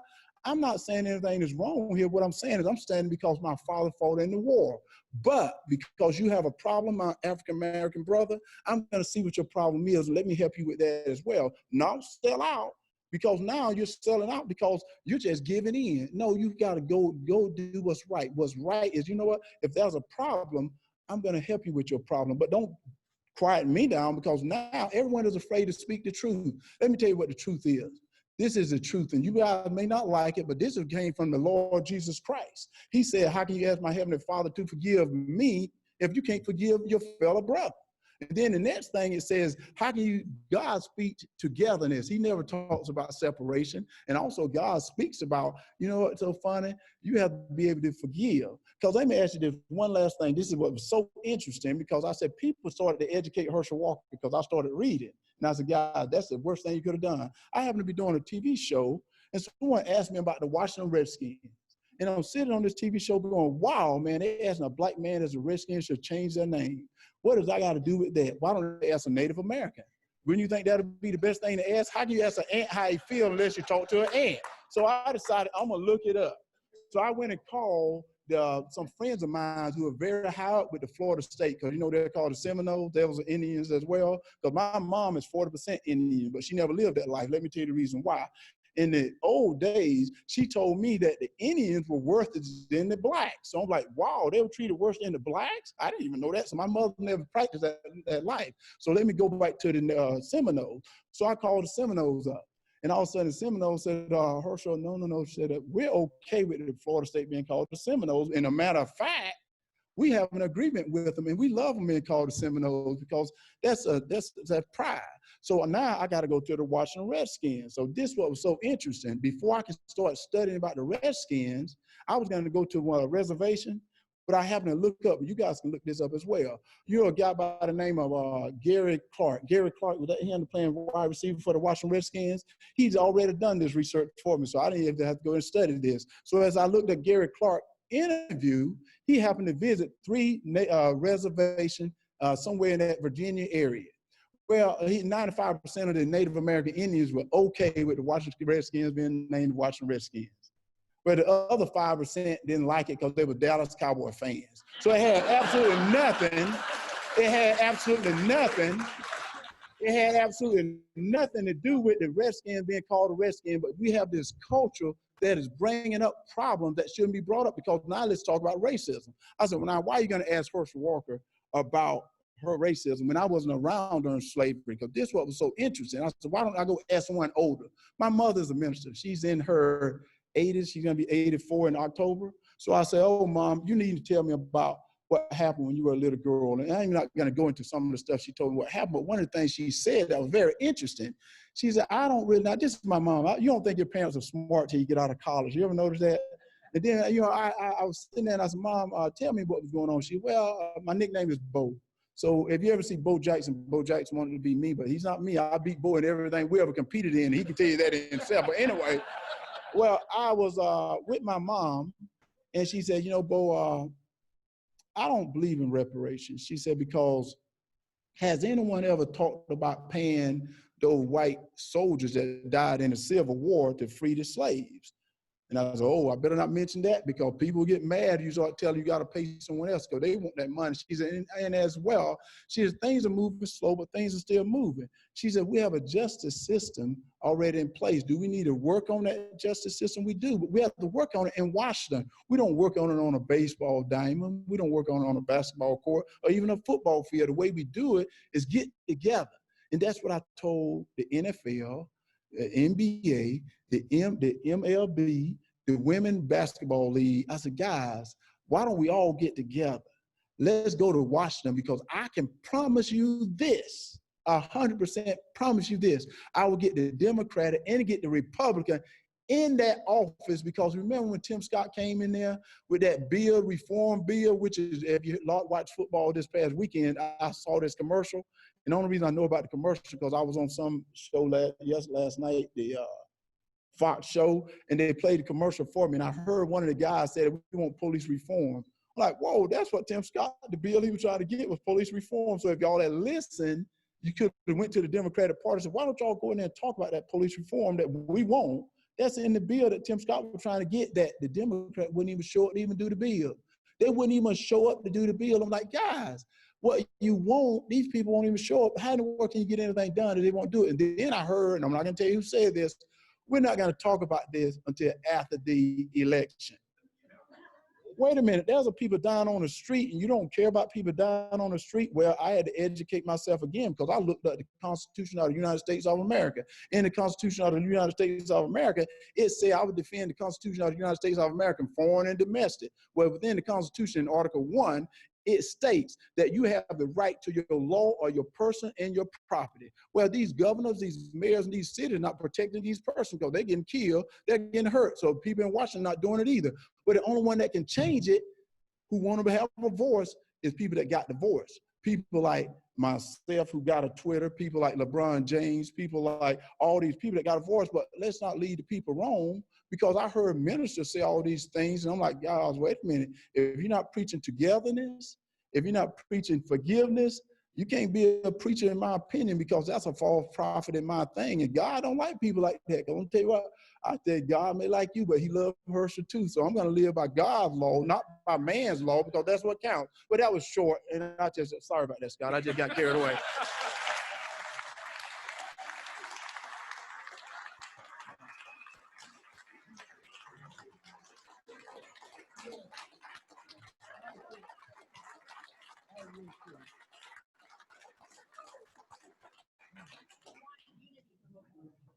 Walker 2024. Well, I was just, No. yeah, I was just going to say, by the way, he'll be in Washington in 2024 running for president. If you got a chance to be president, what are the top three things that you do right now, after all that you just shared with us? And by the way, he's going to be on Hannity tonight on Fox. If you would like to see more from Herschel tonight, he told me he's going to be on tonight. But what would you do? What are the top three things that you would change about our country if you had the power to do that? Well, what if I was running and now somebody's going to tape this and then they're going to show it if I'm running and they're going to make me look bad? You know, that is very, very difficult until you get into and see what the problem really is right now. And I'm not just talking about this, because I think we need equality. And equality is not just for African American, equality for everyone, for women, you know, and I try to tell people, Martin Luther King didn't just march for African American, he marched for women, he marched for the voting rights. And my thing is, why do we have to deal with color? That's what's so funny. Why do I have to be a colored man? Why I can't just be a man? Why do I have to be an African American man? Why I can't just be an American? And I said, that's what we need to remove and stuff. But I said, but I believe in the Constitution, but I said things do have to be fixed within the Constitution. You know, things do have to, we have to hold people accountable. And you know, that, and I said this here, and I said, people don't like me because sometimes I speak the truth. I said, guys, this is what's so funny. I happened to look up some of the company that was giving money to this other group called BLM. And people that was giving money, was it Apple or not Apple? What's the big company that do all, Amazon. Amazon gave $500 million. I'm like, wow, man, that's a lot of money. I said, but has Amazon ever decided to build a office or a building in some poor neighborhood that they can give people jobs? They don't think about that. They just want to do it. Like I said, they just want to pretend they're going to do it. I'm going to give you a prime example, and please forgive me for speaking like this. We were in Washington when we were leaving the convention. There was a little blonde-headed little white girl walking through the Washington airport. Now, we got in this ride. That's why I get upset, because she'll tell you, I had my son Christian and Julie with me when some of the BLM people circled us. And I told them, I moved them to my left, and I told them, I said, guys, someone's gonna get hurt here. And I can guarantee you it won't be Herschel Walker. And I said, and I dare any congressperson or anyone to put me down, because they will be in problems too. No one's gonna hurt my family. No one's gonna hurt anyone that I'm around, because I have the right to protect myself. And what Congress has done, what these mayors have done, is taking those rights away from the American people, where people can't speak, they can't say anything. And I'm saying, guys, you gotta speak up for what is right. Don't let no one take something that's yours. Don't let someone tear something up that's yours, because you pay taxes. You pay state and you pay federal taxes. So if someone is not gonna protect you, you protect yourself. And you know what? And I will help you out in whatever I do, because it's not right. It is not right that people would go in and tear things up. It's not of God. And let me tell you what, I wear this here, and I tell people this, they think Jesus was just a nice guy. I know Jesus would throw down too. Don't think Jesus won't get down as well. I said, he ain't gonna let stuff just happen like that. Don't think this is the way life is supposed to be. I said, guys, this is the United States of America. Let me tell you what, if you want to be in these other countries, go be there. I will fly you there myself. I get American Airlines to help you to get there, but I don't want to change it. I said, there's no doubt I do want to change to make things right. And that's what the first thing I would do. I said, I would try to make things equality. I want to help with healthcare, but I also want to educate. There's no doubt. And I said this, and people get mad. I said this to them, and we're going to get on the president in a minute. I want to say that. I said, guys, we want to educate kids in these areas, like in these poor areas. We got to educate kids like that. There's no doubt, guys, if we can go over to Iraq and Afghanistan and solve the Taliban and all that, you're going to tell me we can't stop these drug dealers in Chicago?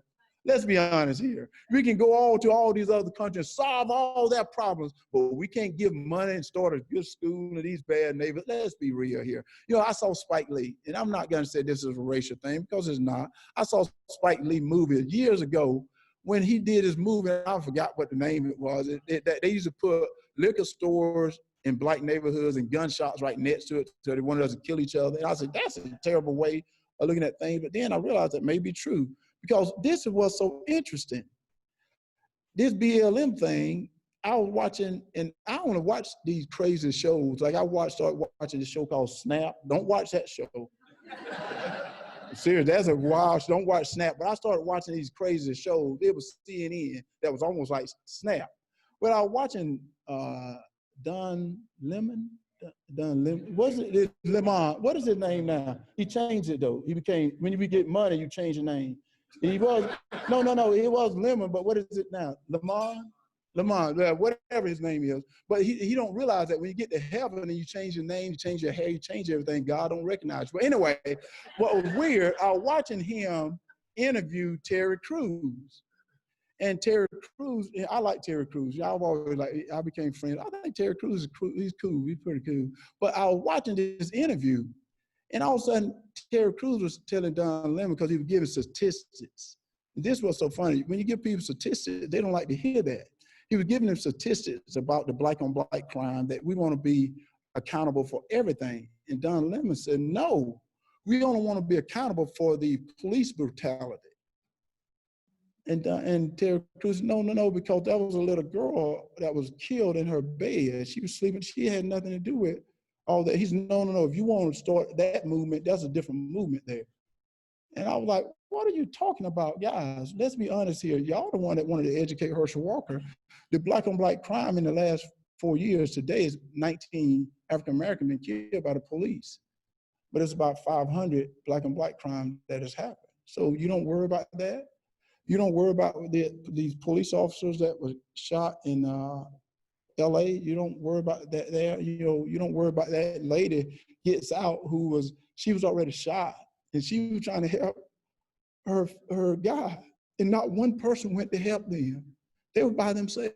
And I'm like, guys, what a country are we going to become if we don't stand up? And one thing I told people, I said, guys, one thing about it, you remember 9/11, but also do you remember 9/12? When America said, we ain't gonna let this happen. And that's what I said to these people. I said, guys, let me tell you what, don't think America is sleeping. No, they just not saying anything right now. But they ain't gonna let this happen too long. Hey, like you said, hey, everybody don't get a trophy. They just letting you have your trophy right now, but sooner or later, America gonna stand up and say, this ain't what we paid for here. We didn't order this here. So you want to know what I was gonna do with that? I'm not gonna run for office 2020.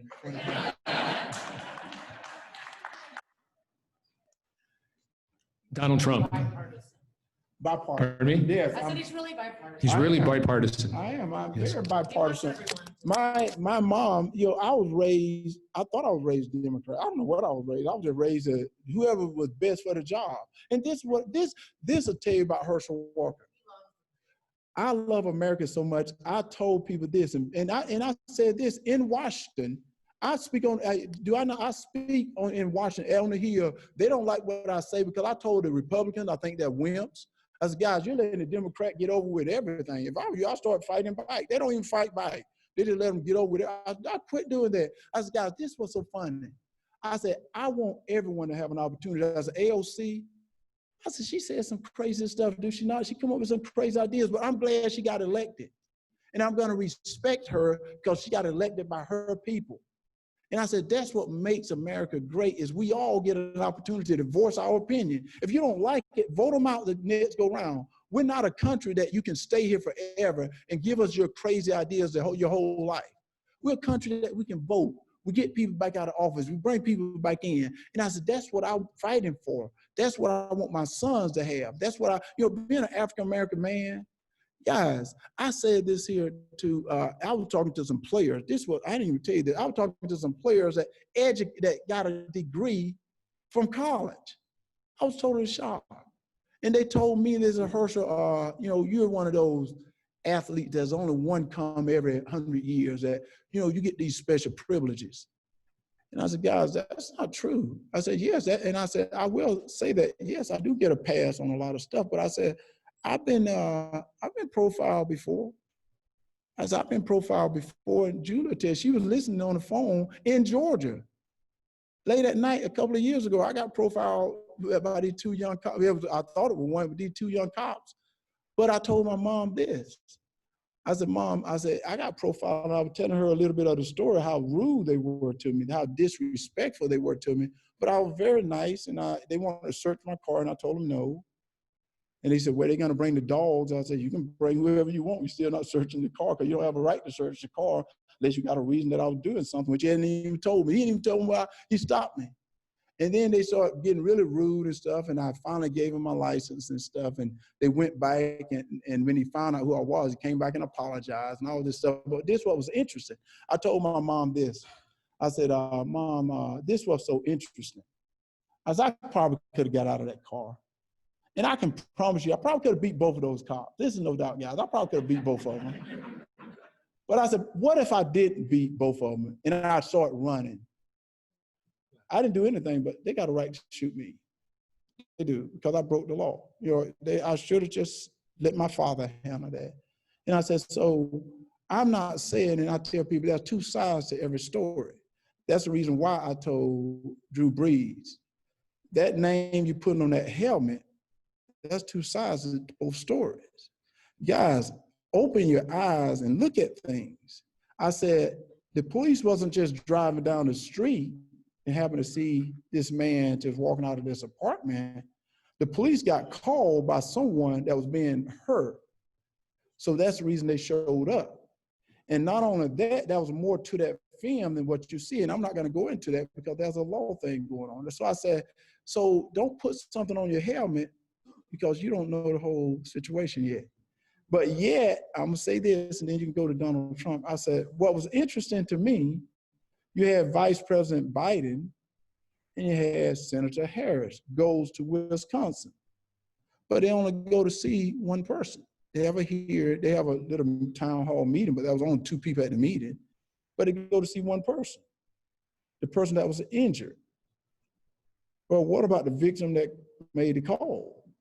Do you go to hear that side, or what about the police? That's another side of that story. But if you go see the victim, you keep all this chaos going. That's what they wanted, because they want you to go to vote in this anger manner so they can blame someone. And I said, guys, you gotta just think, we're not stupid people. And I said, guys, don't piss on my leg and tell me it's raining. I'm a lot smarter than that.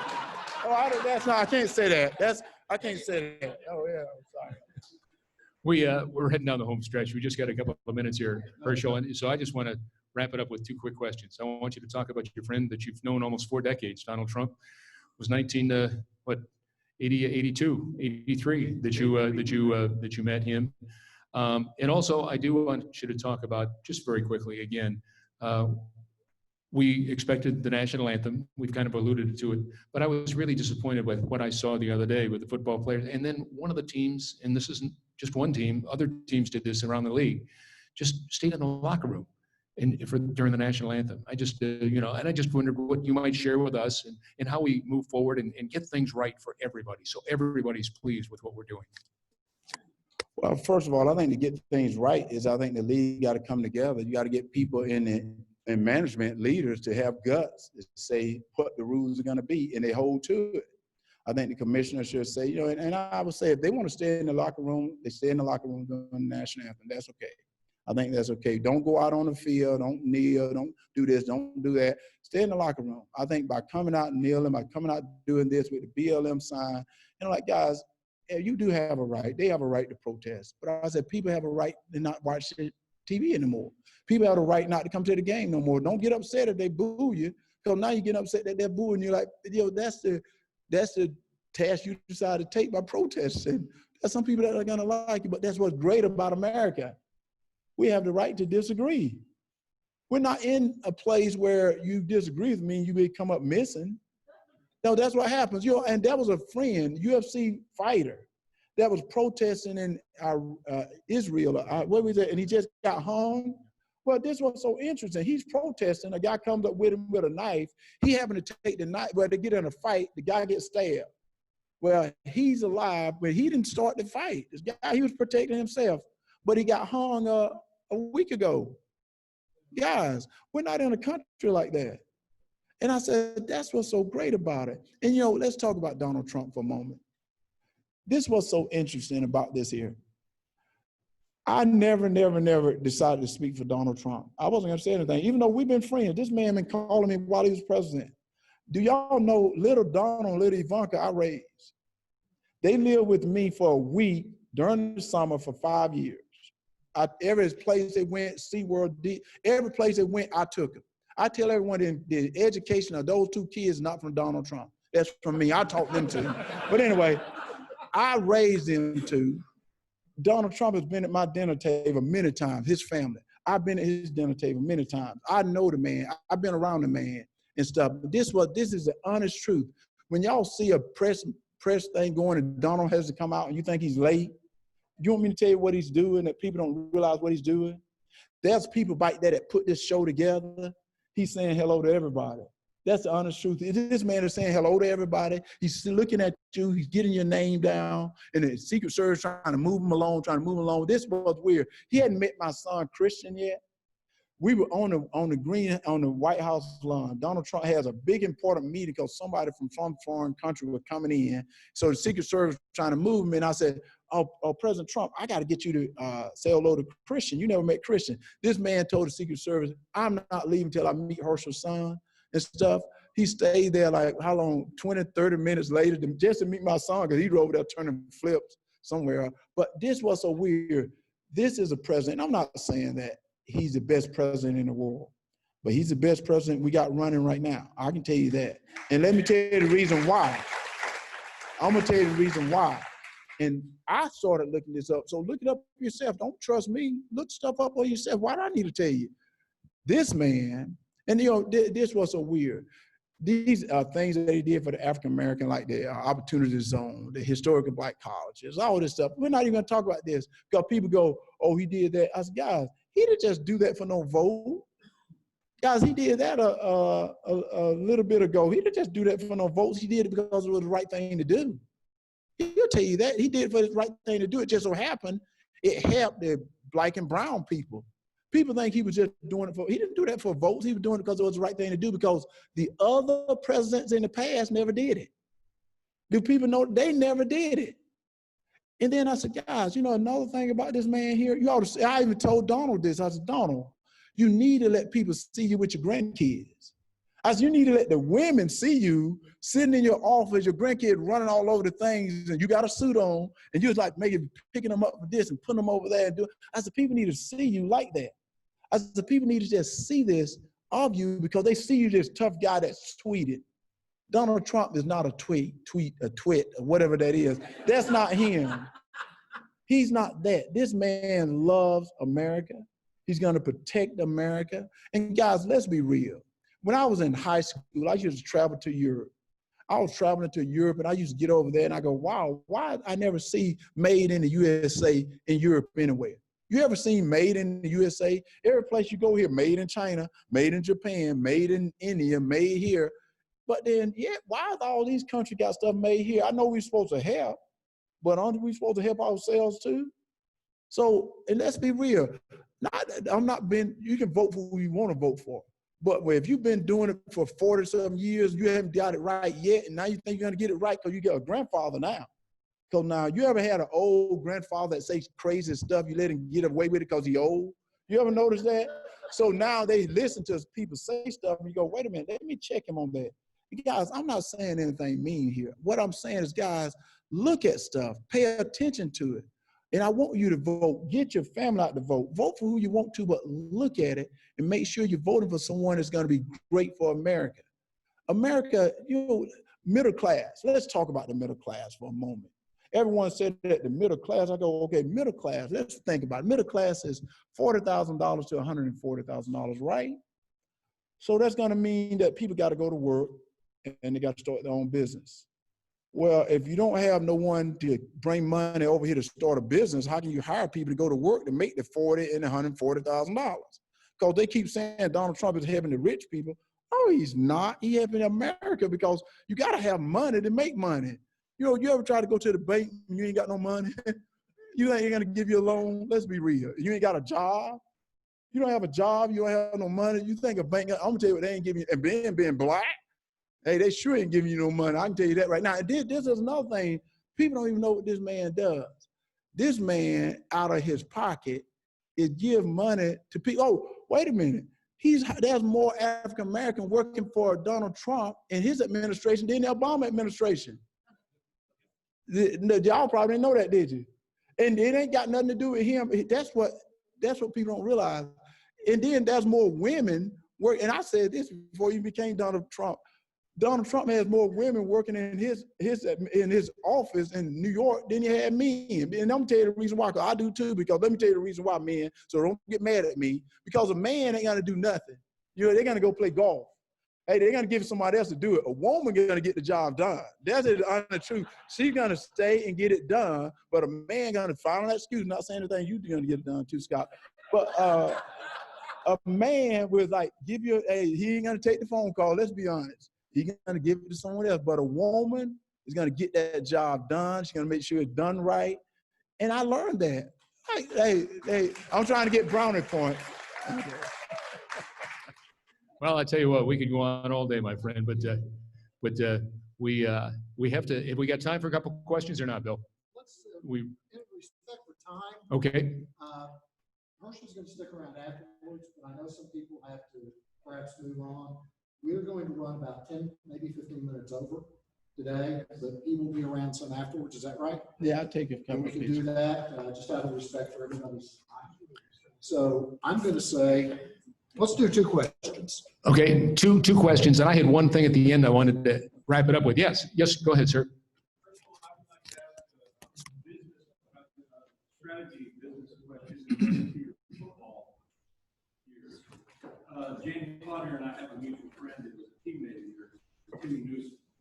I was at the game, the Cowboys game against Philadelphia, where he scored 2 touchdowns, 67 yards, one on a screen pass, one on a run. Timmy Newsom said you were successful in spite of the fact you ran through the wrong hole. What I would like to know is, in business, have you had similar success when you did things that not what you really planned to do? No, I have. I'm gonna tell you something that's gonna be very, very interesting, and I'm not gonna tell you guys to do this. But when I was young, I was going to the military. I thought I was cut out to be a Marine, and I didn't want to go to college, even though I was valedictorian in my class and all this stuff. I didn't want to go to college, and my mom came to me and she said, "Bo, don't you think it's time for you to decide where you want to go to school at?" And I said, before I can say anything, she said, "But let me tell you this, if your mind and your heart is pure of the Lord Jesus, it really don't matter about your decision, because God will make it right for you." Guys, I flipped the coin. I flipped the coin to decide whether to go to college or go to the military. It came for me to go to college. I flipped the coin to decide on the college. In my business today, and I told you there's 2 companies I have, the larger minority-owned companies in that field. I compete against the Tysons. I compete against, and Tyson, what is a $60 billion company. And I beat them out in a lot of stuff. I compete against, and I'm about the only manufacturing company that has people that still sold draperies in Greer, South Carolina. I flip a coin sometimes to decide what decision to make in business. I'm not telling y'all to do this. And you know the reason why? Because I have faith. I have faith that if I work hard, if my people work hard and they do it the right way, we're honest, we're going to get through it. I told my son this as a Christian. Let me tell you this. I said, whatever you want in life, you got to work it to get it. There's no one going to get it for you. I said, if you want it, you got to get up early. If you got somebody getting up at 5, you got to get up at 4. They get up at 4, you get up at 3. They get up at 3, you get up at 2. They get up at 2, don't go to sleep. And the reason I tell you that is no matter what, you got to work. Things ain't just gonna fall out of the sky. Things are not just gonna happen. And I'm tell you what, things are not gonna always go your way. When I started my company, it was hard. It was tough. Herschel Walker was at a food show 5 days a week for 5 years. I was at a food show like a street vendor. And this what was so interesting. I didn't need to do that. God has been good to me in athletics. I made a lot of money. But I started a business to give it to my family. I was going to give them the business. I just wanted them to have a job, and I don't have to give them money. And all of a sudden, they didn't want the business. They ruined the business. So now it's back on me. So now I'm out trying to sell chicken like a street vendor. People are so rude to me. But I didn't quit. Guys, I worked and I built this company up.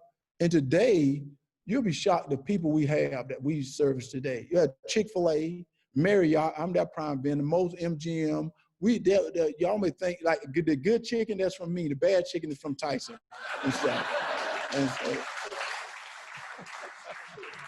One more question. Anybody? All right. Well, all I'm going to do, yes.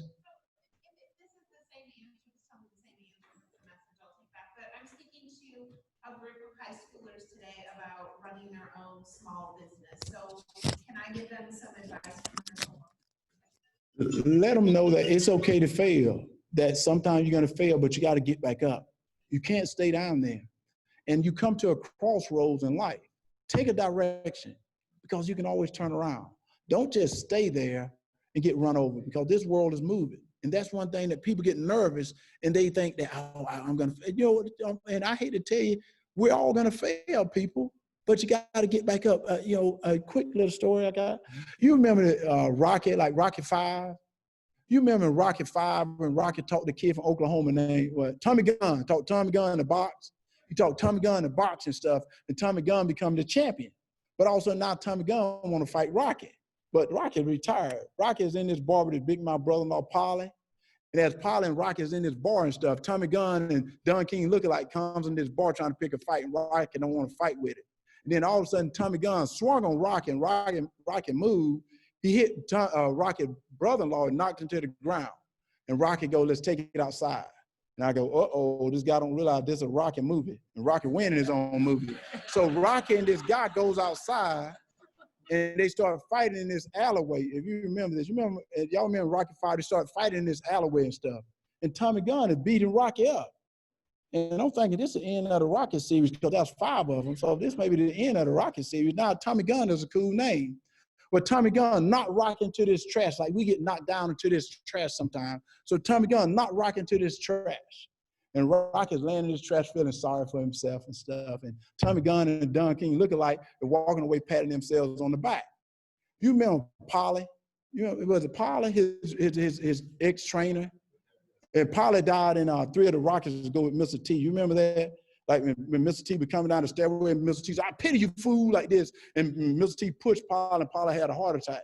But I'm gonna tell you what really happened. Polly didn't just die because they wanted Polly off the series. Polly died because he got greedy. And I read the screenplay after that. Polly wanted more money during the producing. And they told him they didn't want, they're not gonna pay him no more money. They said, this is a Rocky movie. We're not gonna pay you, Polly. And he said, no, if you don't pay me, I'm not going to rehearsal. So during that time, he was laying in a hospital bed when they were negotiating his contract.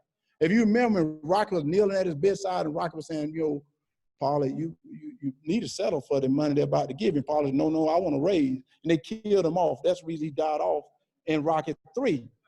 But when Rocky kept going in Rocky 5, Paulie came back to the producer and said, hey, can you get me in Rocky 5? Can you get me in Rocky 5? And they said, wait a minute, Paulie, you just died in Rocky 3. We can't put you in Rocky 5. He said, can you write me up a scene? Well, if you can remember in Rocky 5, when Rocky is laying into this trash, Paulie appeared to Rocky in this vision, and Paulie said, get up, you bum. Said, get up, it ain't over, just one more round. Just one more round. That's when the music started, da-da-da, da-da-da, and Rocky go handle business.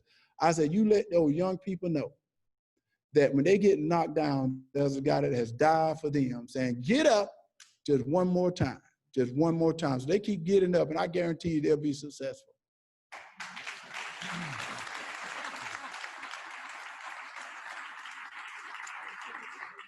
Before I turn this over to back over to Bill, I don't know if who's running the slides up there. Are you running the slides? Okay. What's the next one we've got up there? Show me the next one. Okay. This is a dinner with the champion. We are putting together. That's a gal named Angel Carlton. We do a show. That's a different shirt I got on. That's not the same shirt. Yeah. Same necklace, but different shirt. Only you notice that though, Herschel. That's all right. That's a podcast that we do called Leadership America. It's creating champions for life. It's creating champions through a changing culture of civility, through courage, commitment, character, compassion, and not confrontation, but conversation. So that podcast, so if you want more, it's leadership.net if you want to check it out. But go to leadership.net and you can see how you can come to dinner with us at Albernays with this gentleman to my right, Herschel Walker. And murraymedia.net or leadershipamerica.net, either one of those websites. And 10-second plug here, Bill. Murray Media, we do all kinds of AV and stuff, and now we do all kinds of virtuals. We do podcasts. We've got our own studio, and so love to have you be a part of it. I know Jeff Curley is involved with what you're doing every week, and Jeff's a good friend, but if we can help you in any way, shape, or form, murraymedia.net, we would love to be a part of it. Or, like I said, leadershipamerica.net, we go out and speak. We travel around the country, do virtual presentations, so whatever works. That said and done, enough of that. This guy to my right, I told you he was a rock star when we started. There's no question about it. Herschel Walker, ladies and gentlemen. And Scott Murray. Here, hang on.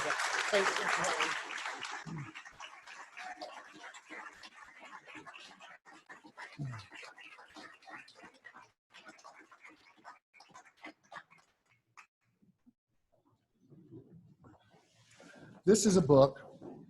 This is a book called The Nature of Excellence. It's by Lee and Julie Cohn, and it was first given to me by Colleen Barrett when she retired from Southwest, and she gave it to the entire board.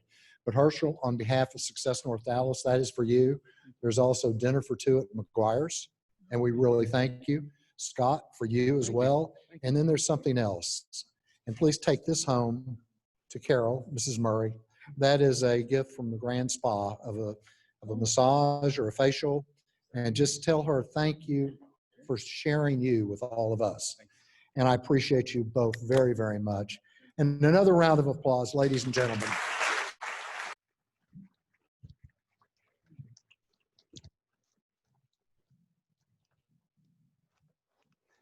And then I have something else here. You see this guy standing at the back of the room all the time with Real News PR. Chris, would you come up here a minute? Chris? All right, I'll bring it to you. Thank you for all you do for us. This is Jennifer 12 Cats.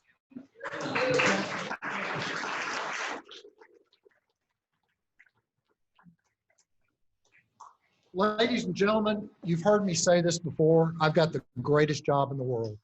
I have the opportunity to put two people together, take a step back, and watch the magic happen. And has this not been magical today? What a way to come back after 6 months. Scott, I can't even begin to tell you how great this is and how smart I was to pick you. But it's so much fun doing what we do. I think Howard Cosell rolled over in his grave today, among other things. And, you know, what impressed me about Herschel Walker, the first time I heard him interviewed, he said, the interview, he said, do you really do 1,000 push-ups and sit-ups every day? And he said, yes, sir, I do. I'm paid very well by the Cowboys to stay in shape. And that's what I do 365 days a year because it's my job. And that's when I said superstar. And Herschel, thank you. Julie, thank you. It's just been unbelievable. I want to. Did you all hear that? He's still doing 2,000 a day now. And I can see why you're a 5th degree black belt as well. So we'll just, when you're in town, the 3rd Wednesday of every month, we're here and we would be honored to have you back. And we're honored I'm just impressed with what you're doing with the military and so many other things. But anyway, upcoming events. We have got an incredible event on October the 21st. Our upcoming meetings, Dr. Rachel Handley and Meg Mankey, I met them through the Hero Group, Hero Club, and C-Suite. And by the way, Herschel, Jeff Hazlett said to tell you hello. He runs the C-Suite Hero Club. He also told me to tell you that he wants to interview you on his All News with Jeff Hazlett. So I'll put the two of you together again. But he said they met each other on The Apprentice. So anyway, he gives his regards. And the talk is culture, leadership, and disconnects. And Dr. Rachel Handley was an engineer with NASA, and Meg Mankey, and they're flying down from Wyoming. Then November the 18th, Mark King, he's coming in, he's CEO of Volunteers of America. And then in December, we have Mitchell Levy coming back. And the last time Mitchell Levy was here, we wrote a book in this room, which is just amazing. We're working with Dr. Ben Carson, Ross Pro Jr., and Jerry Jones have all committed to speak. We just have to make dates work there. And then I want to mention quick welcome back. Mark and Connie Glover, where are you all? They're over there. They just moved back to Dallas, and she said the first thing she did coming back to Dallas was join Success North Dallas again. So Connie and Mark, welcome back. We're glad to have you. These coasters on the table, grab one if you want one. Do what you love what you do.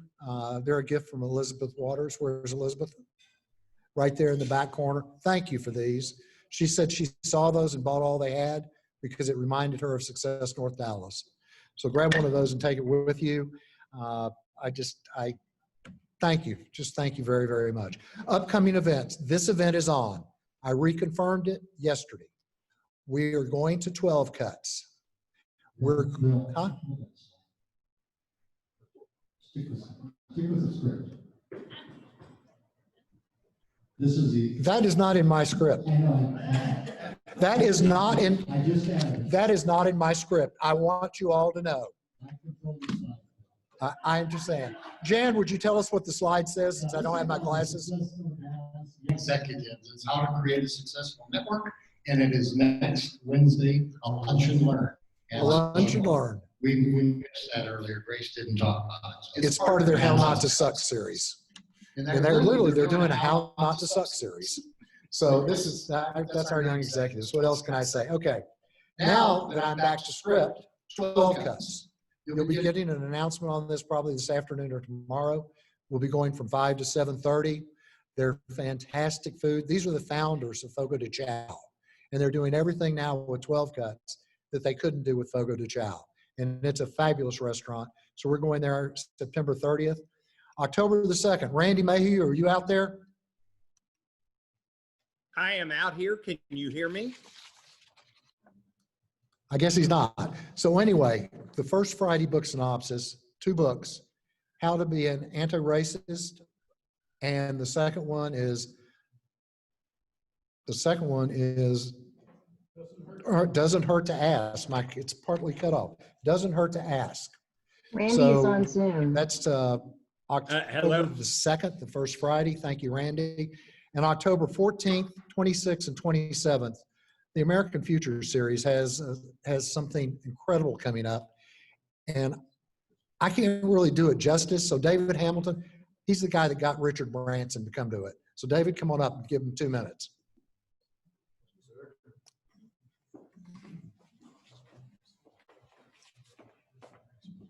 So first off, wasn't this amazing? Oh, thank you. Thank you, Herschel. Thank you, Scott. I have to say something. Herschel, you got more standing ovations. You now hold the record. I think Norman Brinker had it before you in this group.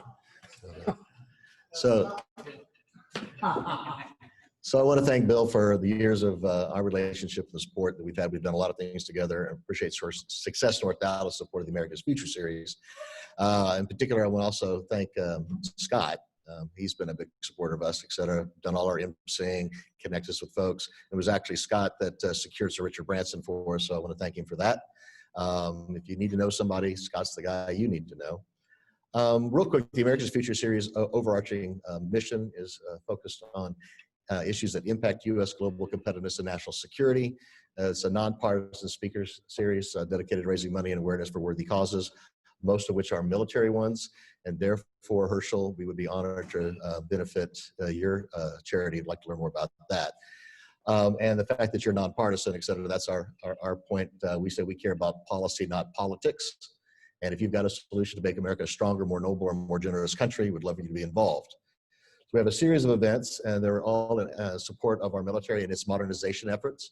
The United States military has stood up some new commands. They're trying to keep up with our near peers, the Chinese, et cetera, who are very good at innovating, and they're also very good at stealing. And so we've got to figure out how to innovate faster than they can steal our stuff.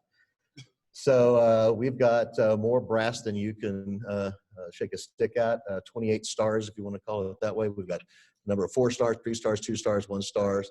This is the single largest gathering of military DoD, academia, the defense industry in the world, not only America and Europe, but the entire world for 2020.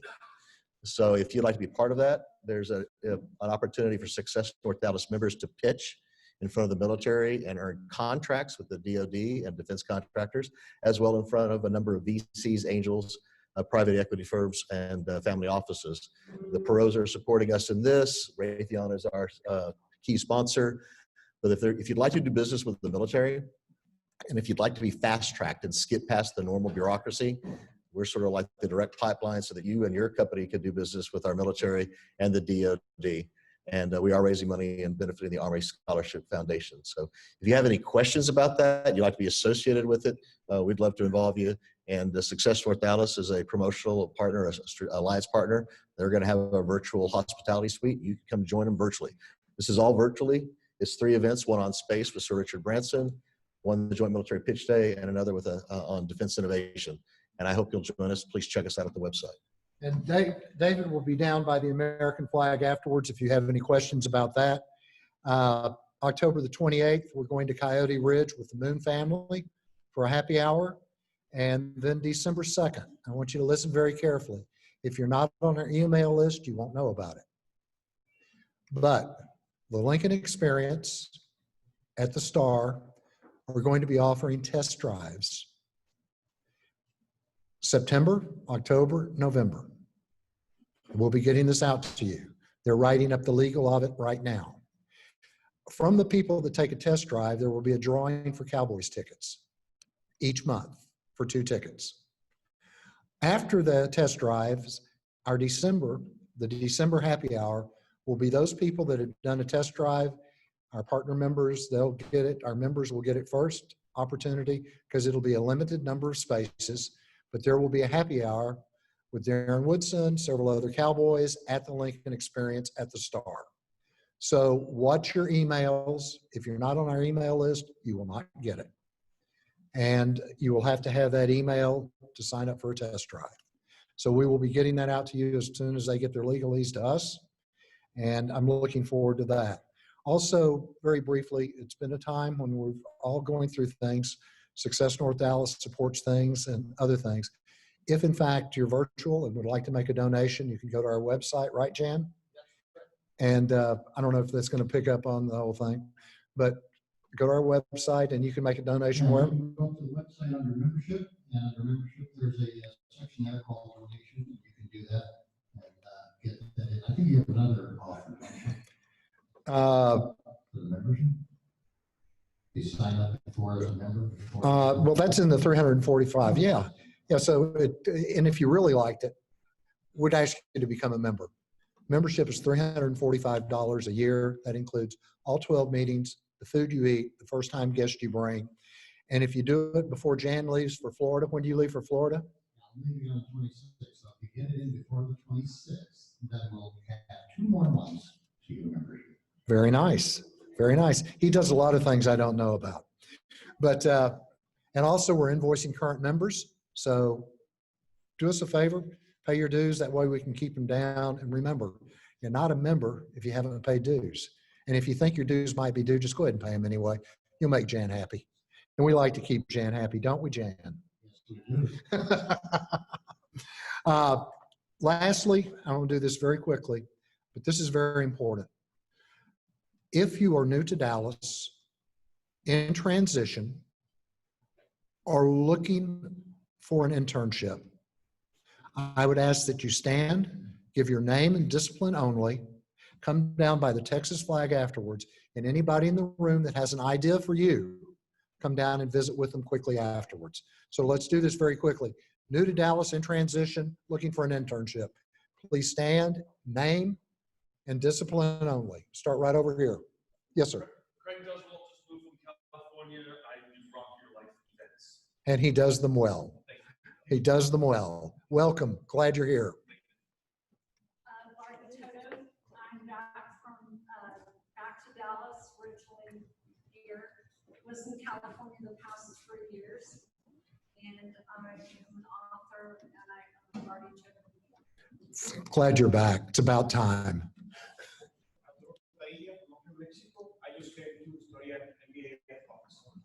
Awesome. Welcome. I'm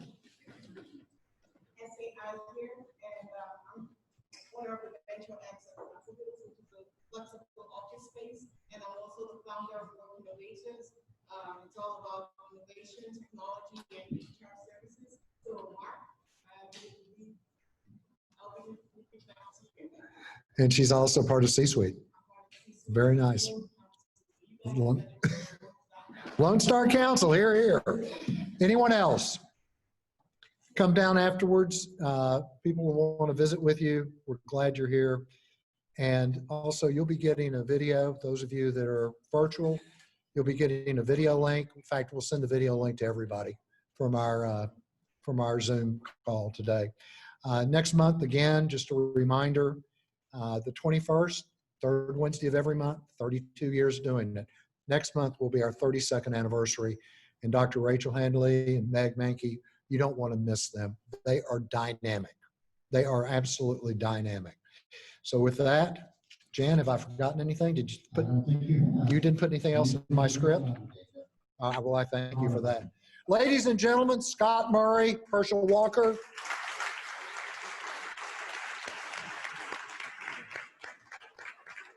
You just beat out Norman Brinker. May you do what you love to do with people you love to do it with on purpose. God bless and Godspeed. See you next month. And if you don't think I was nervous about coming back and doing this meeting, you're wrong.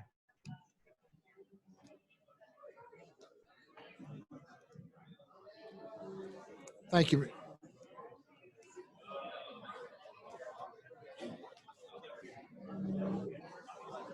What a great meeting. Letting us see the room.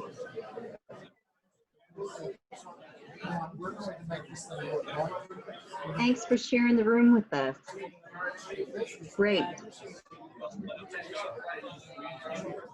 Hey, Tom Meyer.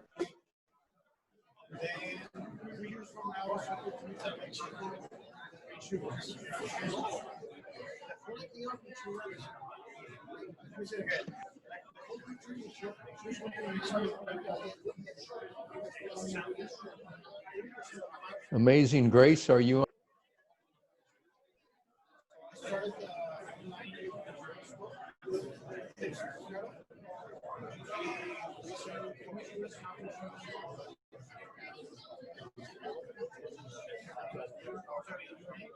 Make it a great day. See you all later.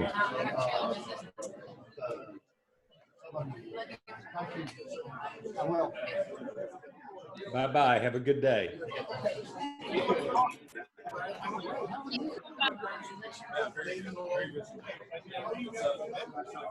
See everybody next month. Good to see you.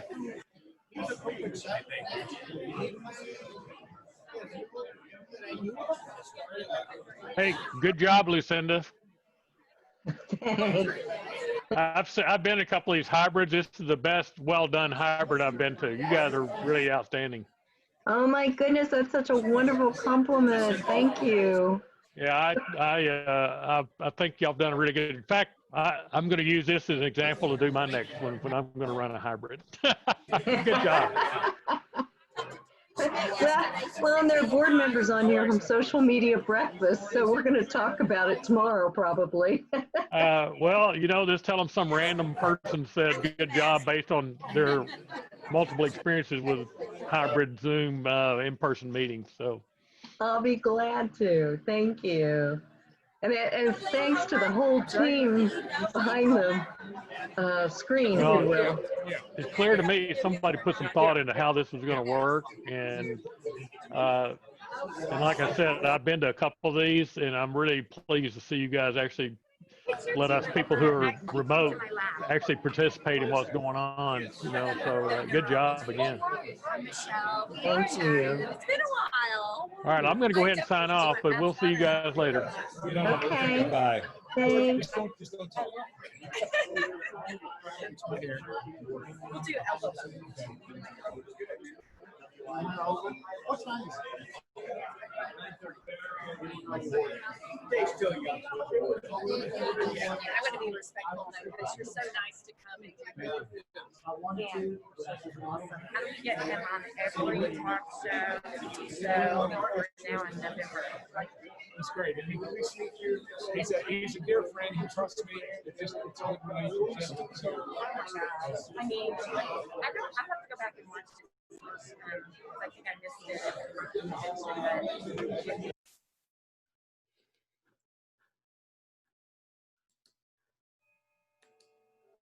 Okay, I'm going to leave the lines open if you guys want to talk. You'll have to unmute yourselves.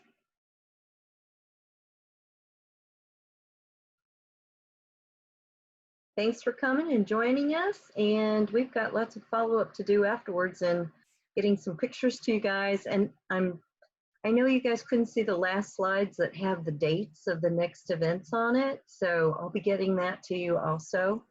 The safest place for you to go to find them is on the LinkedIn Success North Dallas group, since that's the one I can post to, or I do frequently. And then I won't speak for Kathy. She posts on the Facebook page and Twitter, but sign up for all three. And we also have a Success North Dallas company page that I'll post a subset of today's information on, because that one's public.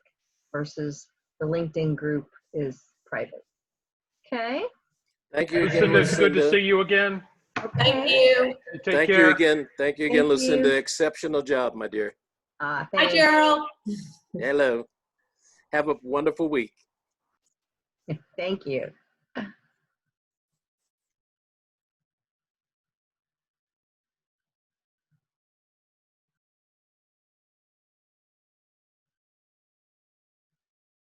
Well, I can turn back on the room if you guys want to listen to it.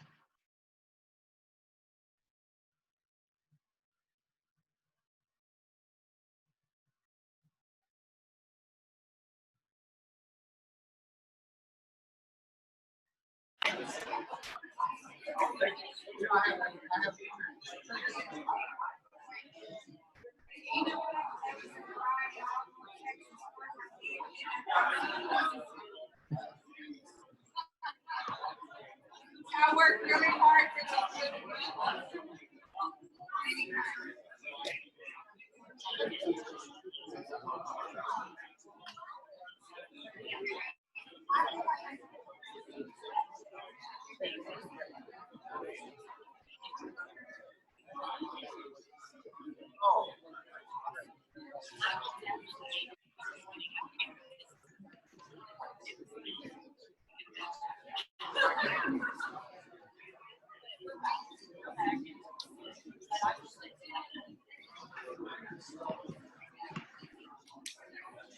So I had to out our mutual friend. But you know, he told me he was successful in spite of it. I mean, I watched this.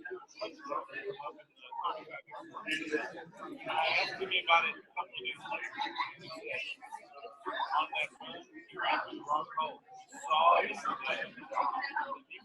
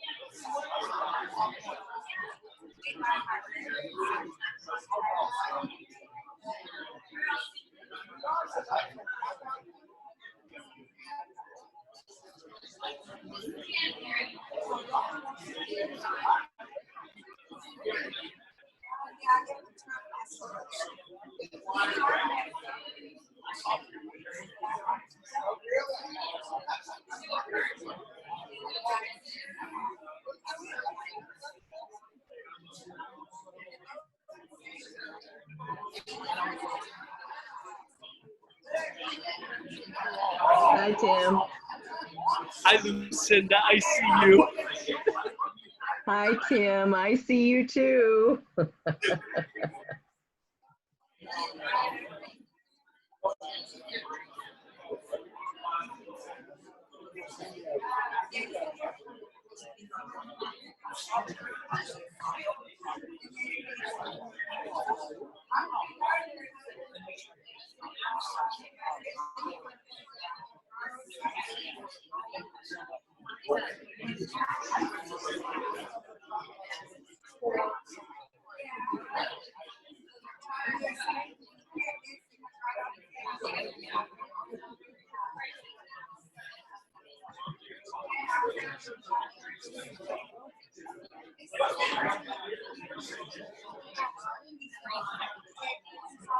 Hey, Lucinda.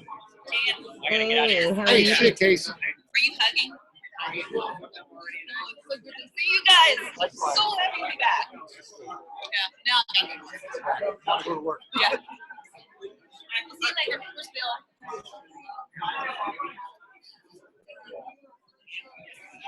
Okay. How many times? You need some help with something? No, I'm just.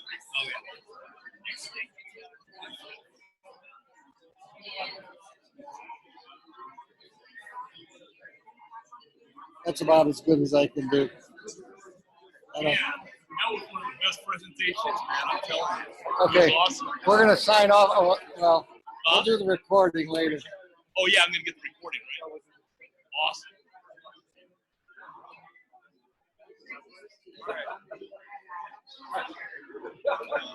Hi, Andrew.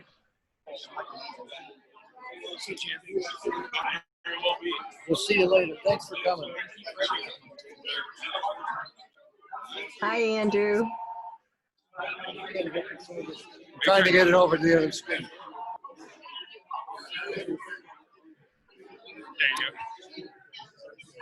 Okay, can you hear me?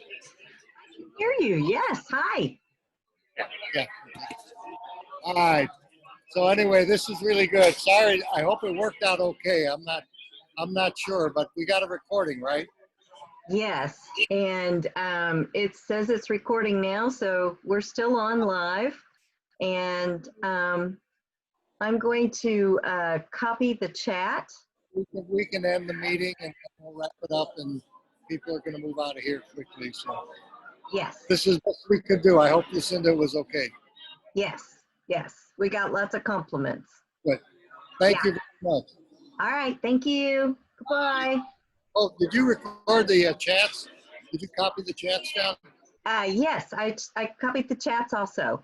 Yeah, very good. Excellent, Lucinda. Appreciate everything you did. All right.